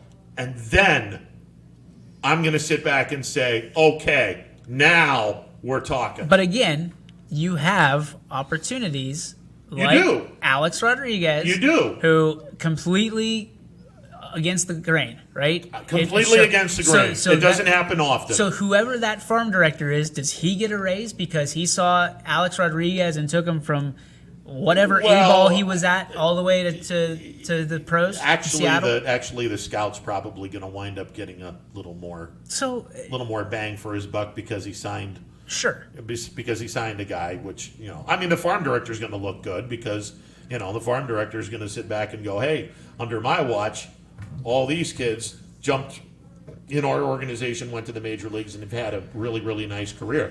And you can tell, you can tell who's going to be a big leaguer and who's not going to be a big leaguer in minor league baseball, by and large. So what do you need all the levels for? Because it's for the elite of the elite, you can tell. It's because people love baseball. No, can we just DJ, agree? for the elite of the elite, you can tell. Miguel Cabrera was in the Florida State League at 18 years of age in 2002. And I was in the FSL in 2002. I knew, without a shadow of a doubt, Miguel Cabrera is going to the major leagues. Barring injury, this kid is going to be a major league player. He has ridiculous amount of tools. But you can't do that for every single player. So let me ask you this. If football, basketball, hockey Hockey's got minor leagues. I have to take hockey. out of it. Hockey has minor leagues. But it's very restricted. It's one level, and then they have like the USHL and all that stuff. Well, no, it's the AHL is their Correct, AAA, right? And then you have the Ontario Junior Leagues. You have the ECHL, right, but they're juniors, so that and you have a lot of leagues below the AHL. It's their travel ball, right? Because it's for 18Us, correct? Not really. They get paid, so it's not. It's not really, they get paid. They don't get paid a lot, but they get. But they it's get not. paid. It's not NHL sanctioned, is it? No, it's not a. So an it's official. not It's not an official farm. It's like team. the XFL. It's kind of like the XFL. Okay, Yeah. Like the Phantoms. You they get paid for that. Was it the USHL? What are they? United States Hockey League is a farm system. Okay, so you look at that.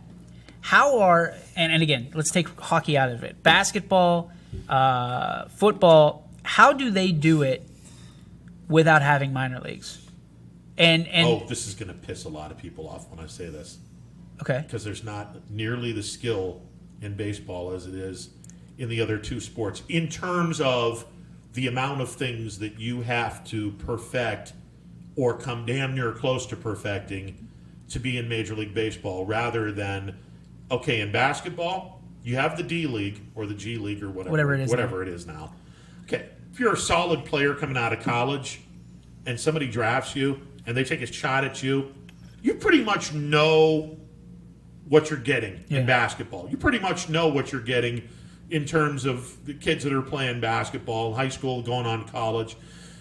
You don't have that in baseball. And there's too many skill sets that you have to have refined and perfected in order to get to the major leagues. In football, college football is glorified, even though they're not paid. College football is minor league football. It is. I mean, it is. College basketball is minor league basketball. They're just not, they're getting paid with a free education, but they're not getting paid unless it's a $100 handshake and boosters giving them a BS job, which they're not showing up in, but they're still getting paid the money. But that's my question, is how do they make it work with what they do on a regular basis, with the ratings they get, and the... you said marketing before. Is it the marketing? Do we, and I'm saying this just out of curiosity, do we need a minor league? Can we just go on travel ball, and can we just go on college baseball? Are the minor leagues needed? Yes. Why? Because you take a kid out of college, he's not ready for the major leagues. He has to go through a minor league system. And you're saying because it needs such refinement. There is a lot of refinement. Unless you are... Who was the kid that went straight to the major? Bob Horner. Was the Arizona State. Okay. Went straight from college ball to Major League Baseball. Again, I can count on one hand the amount of kids that went from college straight to Major League Baseball. You've got to be insanely good to do something like that. To his point, I think in 2014, in the Royals World Series run, there you had the first kid ever who pitched in a World Series in college and then pitched in a World Series in baseball in the same year. Yes. I think his name was Flanagan. Oh, yeah. Pitched for TCU. And then he pitched in the World Series. And he hasn't done much of anything after that. And I think a lot of that has the the NFL has done a really good job of promoting the draft. Oh God, yeah. And I guess college football does the same thing and promoting their kids going to the draft. Of course. Same with the NBA. I think that's where baseball misses the boat. Well, because you see a kid in the College World Series, and then you don't see him for 3 years unless you're following their team on Statcast or whatever. You have too long of a gap between college baseball and the pros. And that's why college baseball is not that popular. You look at the ratings for college baseball; it's down. Well, because you're not going. That's why. There's a lot of reasons it's down. You're not getting the best of the best because there are kids that can go from high school straight to professional baseball, Correct. Albeit minor league baseball. Also, and I'm going to bring it up, metal bats. There is a big difference between swinging a metal bat and swinging a wooden bat. I'm never going to go against metal.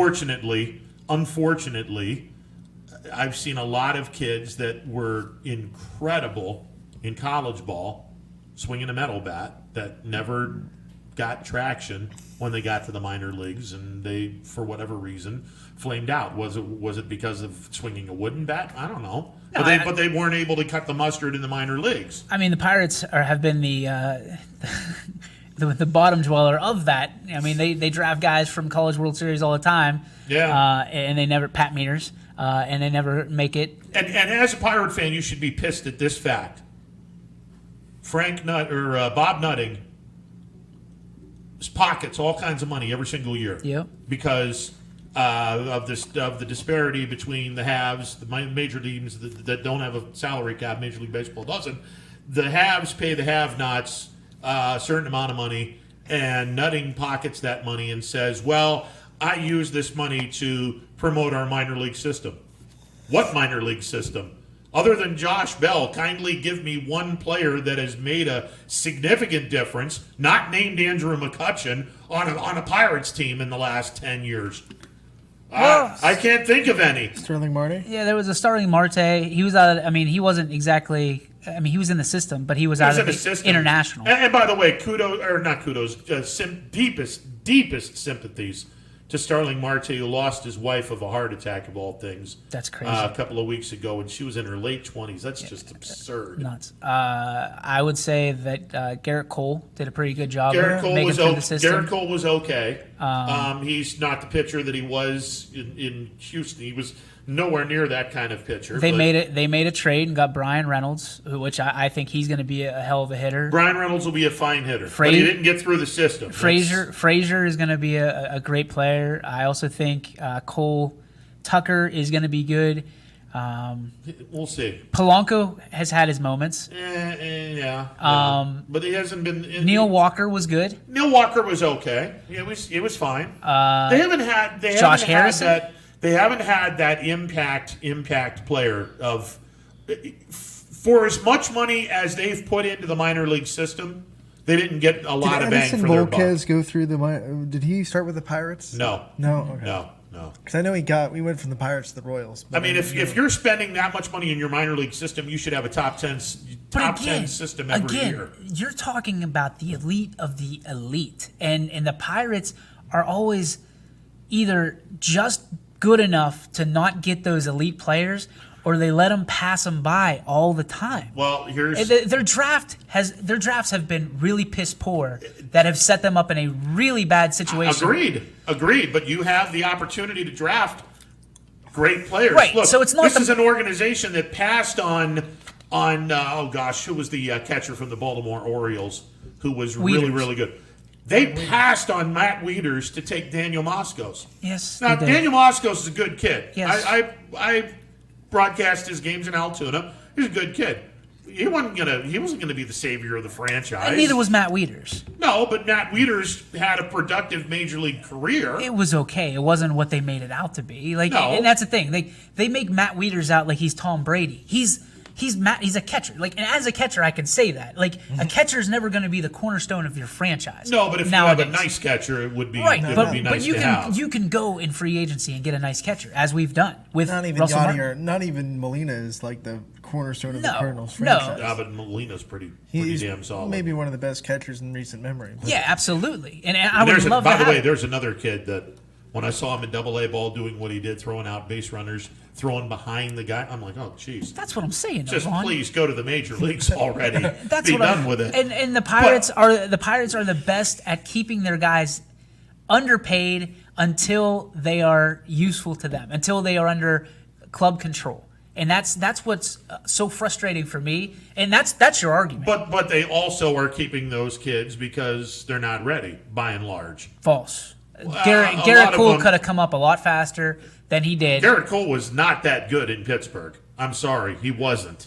He was okay, but he wasn't that good. You in can Pittsburgh. subscribe to the Athletic all you want, and I understand, but he was held because Ray Searage would not let the puppet strings go on Garrett Cole. If Garrett Cole was Garrett Cole that he was in college, and they let him be in Houston, he would have been a Cy Young candidate in Pittsburgh. But they wanted to promote A.J. Burnett. They wanted Garrett Cole to be the Robin to A.J. Burnett's Batman. And A.J. Burnett should have just been the guy that was there for the 1 year, led Garrett Cole, let him have the ball, and he goes. Let guys pitch. Charlie Morton. Like, if this was just Garrett Cole, I would agree with you. But when these pitchers go elsewhere and they have the best years of their career, as a Pirate fan, as a baseball fan, you wonder, what the hell are we doing in Pittsburgh? That's why you got rid of a lot of guys. But again, after we let all these guys go, and they go on and they are leading Game 7s of the ALCS. I want to see what Garrett Cole does outside of Houston because he's going to light it up. Well, he was also in a product where the organization did a lot of cheating, so I'll be very curious to see what he does. What did that have to in do New with the York. pitchers? Oh, it has a lot to do with the What pitchers. did that have to do with Verlander? It had a lot to do with the pitchers. It had nothing to do with them. The pitchers cheated too. What book did you read this in? I didn't read it out of a book. You listened and talked to various players who said there's a reason why guys were getting extra spin on their breaking balls. What are they greasing up? It wasn't just the hitters that were cheating. I'm just saying. See, this is the craziness that comes out of. It's not craziness. Do you think that the Houston Astros are the only team that's cheating? All I know is Garrett Cole wasn't getting anywhere close That's not the question I asked. to the breaking stuff Answer the in question. Pittsburgh than he did in Houston. Answer the question. Do you think that the Houston Astros are the only team that's cheating, or was cheating? No, they were caught blatantly cheating. Everyone's cheating, and in baseball, it's you're supposed to cheat in baseball, or at least go to that line. And, so and regard there. Your argument is basically that the Astros were just worse cheaters than everybody else. No, the Astros blatantly did something stupid, and they got caught. Okay, so where is the evidence in Garrett Cole is cheating? Garrett Cole had more. If no offense to you or to anybody at this table, Anthony, I love you, and obviously I love myself, but I'm gonna guess that these major league scouts, the guys they know a little bit more than we know. Of course. So I'm guessing that the Yankees wouldn't sign a humongous deal for Garrett Cole of that magnitude if they knew that he was cheating and everybody else knew that he was cheating and that there was going to be a fall off when he went to New York. Would you agree with that? I think that the perception would be, yeah, absolutely. I think they believe they're going to get the guy that was in Houston. And they're not going to. Well, I guess we'll find out. They're not going to. They're not going to.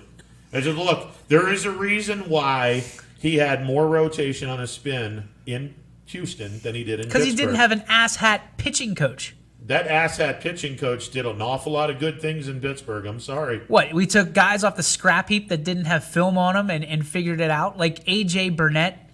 Like, who? Like, show me all the things that he did right for the first 2 years, and then all the people, after that 2 years, all the people we rolled the dice on, that we went, I think Ray Searage's fix button is broken. It's just there was not enough tape on these other guys, and we went, if you tweak this or we tweak that, and it worked a couple of times. Like, I'm not a mechanic, but if I go out and I kick your engine when your car's not starting, you're going to say, holy hell, look at him. He's the best mechanic in the world. But then when you come back 2 days later and I kick it and it doesn't start, you're going to say, what the hell kind of mechanic are you? That is Ray Searage. That is Ray Searage. Okay. That's what Pirates fans need to understand. We in Pittsburgh have this uncanny ability to crown people the prince or king of something after they do it once or twice. A.J. Burnett was a good pitcher. He was an outstanding pitcher that had some bad years. He came back pissed off and wanted to prove himself. That was what was wrong with A.J. Burnett. Why couldn't he do it with Charlie Morton? Why couldn't he do it with Garrett Cole? They are immensely more talented, I would, in that point in their career, than A.J. Burnett was. That's what my argument will Cole always wasn't be. cutting the mustard in Pittsburgh. He hated Pittsburgh. Well, he hated Pittsburgh management. He hated Pittsburgh management because he knew that he wasn't going to be paid. They wouldn't give him the ball. Do you remember in the playoff game that they gave A.J. Burnett the ball instead of Garrett Cole? Who had the better season? Garrett Cole. He was the hotter hand, and he was the better guy. But Clint Hurdle went with the veteran, and that was exactly what he said. I go with the gunslinger that's been here before, and we got shelled. We got absolutely. I think it was in St. Louis, and we got absolutely. Was it Game 5? Was that Game 5? I can't remember of the DS. I can't remember. But when Garrett Cole eventually got the ball and he was the guy, he's going up against Madison Bumgarner. Or no. I take that back. They went with the lefty pitcher. Oh, what the hell was his name? Lincecum? No. Are we talking the Giants? Pirates. The Pirates. But it was Bumgarner versus in the 14 wild card. Liriano. Liriano. Yeah, they went with Liriano. Liriano. Yeah. Like, you had so many weapons to go with. And they went Francisco Liriano. And if it wasn't for Russell Martin and Marlon Steroids Bird, we don't win that game. And the fact that Cueto pooped down his leg. Because that was against the Reds. Yeah. So when you look at that, you also have to determine who last pitched. I mean, you're not going to throw anyone on 2 days rest. No, they had the 3 ability. days rest. They had the ability to pitch whoever they wanted at that point. All right. The argument, if I remember correctly, was we know we're going to win this game, so we're saving them for the next round, which was the St. Louis Cardinals. Yeah, the DS, the NLDS. I would much rather see. I mean, we won the game, but at that point, and any good coach will tell you, you pitch your best. You got to get there. You got to get to the next round. Well, I get that, but there are coaches that have not thrown their best person and take the gamble of, okay, we're going to take that gamble and I'm going to get my guy here to give me an opportunity to use him twice in the AL or the NLDS instead of blow him out in the wild card and then have him come back Game 3. Typically, don't they shrink their pitching staffs to 4? It depends. It depends. I think the majority of if they don't have a good 5, they'll shrink their pitching staff to 4. Yeah. And then they'll let the 5 guy be either the long reliever or but it depends on. It also depends on whether or not the guy is acclimated and has done decently on 3 days rest, and because there's a big difference now between 3 days and 4 days rest, which. That's another subject for another time. I owe you 51 minutes of overtime. No worries. We're not going to change each other's mind. Now, you can't have a productive major league if you have a minor league system that's not engineered. Oh, I agree with you, but I also see the business side of it. Like, I get the business side of it. Concessions have to be made. I get the business side of it, but nobody wants it. If you want your product to be really good long term, you have to spend a little bit more short term. And Major League Baseball has a really bad habit of looking at the gimme, the low hanging fruit, and not the really, really good fruit that is a little bit higher up that long term you can get. Let me ask you this: and this will be the last question I ask you, and I have a reason for it. Are there any owners that you know of that own another team in another sport in baseball? Minor league or major league? Major league. Oh man. And here's why I asked that question. Why you think about it is Pat McAfee had Mark Cuban on his show, and there's a chance that Mark Cuban still wants to buy the Pirates. He has to get rid of his gambling other stuff. I understand in order that. For that to be out. But the reality is this. A guy like that could change everything for the players, the owners, and everything because he understands, number one, business, and he understands what it's going to take to make Major League Baseball come back. He's a baseball fan, loves the Pirates, and I think that as a Pirate fan, I would love to have him. Well, but as a Pirate fan, it would be a shot in the arm because here's a guy that would actually, I'm assuming he would want to spend the money. Now, let's be honest, businessmen didn't get to be businessmen by spending money on a product that's not any good. Right. Look, one of the things that we have now found out through a story that was done last week was the worth of all of the major league owners. The Dolan family is the richest ownership in all of Major League Baseball. And you hear these Indians fans going, wait a second, this guy's a cheapskate. Why isn't he spending it? Why? He's the richest guy in baseball. Why isn't he spending any money? And I'm like, let's see. 91 wins over the last 7 years. Bottom third in attendance over the last 7 years.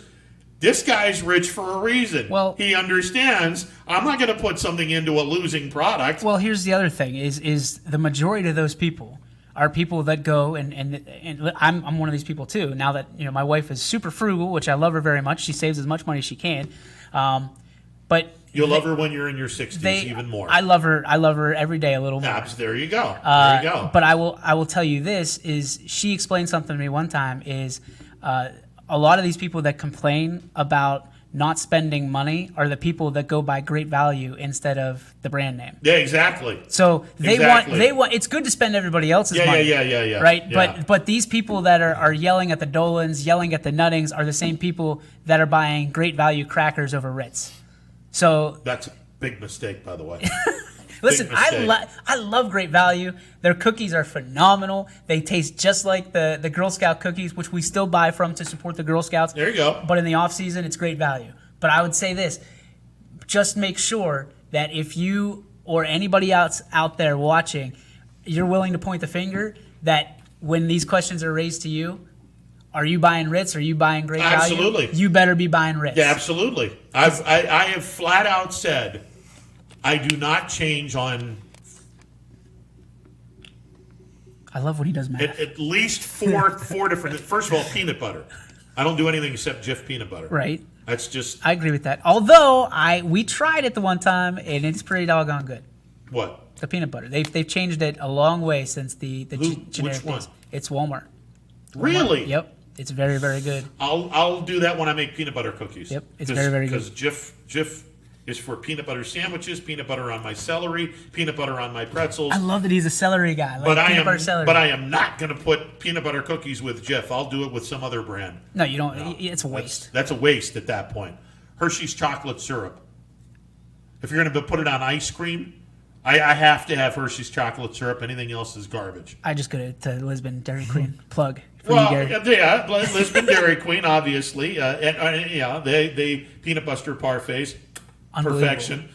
Yes, they're 1,100 calories, and I probably don't need any. But there's a dilly bar in there if you want it. By the way. Hell yeah! All right, I'm on it. He's like, let's get out. Let's go. Time to go. No, not yet. Not yet. My grandmother Potesta, God rest her soul, she said, if you want to get value, you have to buy dress shoes.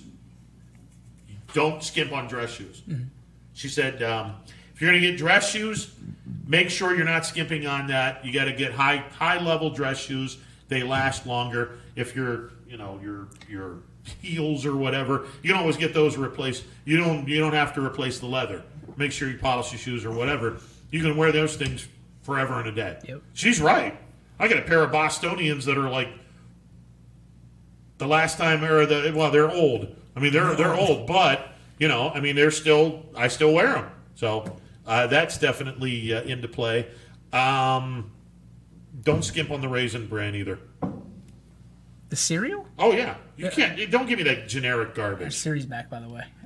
Don't give me the generic. See, garbage. I'm against on that because I've learned that there's a cereal, like all the boxes of cereal. Yeah. And then there's these ginormous bags of cereal. Yeah. That are like Honey Nut Scooters instead of Honey Nut Cheerios, and they are exactly like they are probably a third of the price, and you get triple the amount of it. But do they taste as good? They do. I'm with you on most of them, but the bag of Fruit Loops, I don't like those. They don't taste like the Toucan Sam Fruit Loops. See, the Fruity Pebbles, I know these because of the girls, obviously.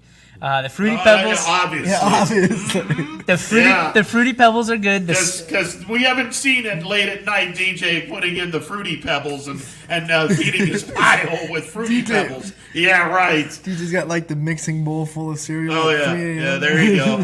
It's a 3 a.m. feeding, It's baby. a late night snack, right? That's it. It's better than zebra cakes.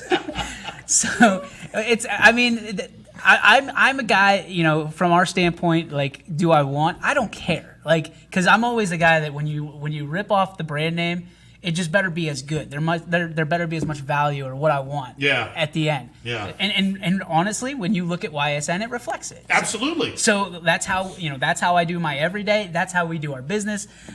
We try to put out the best product possible. So that way, if you ripped off the brand of one and the other, you still said, wow, that's YSN.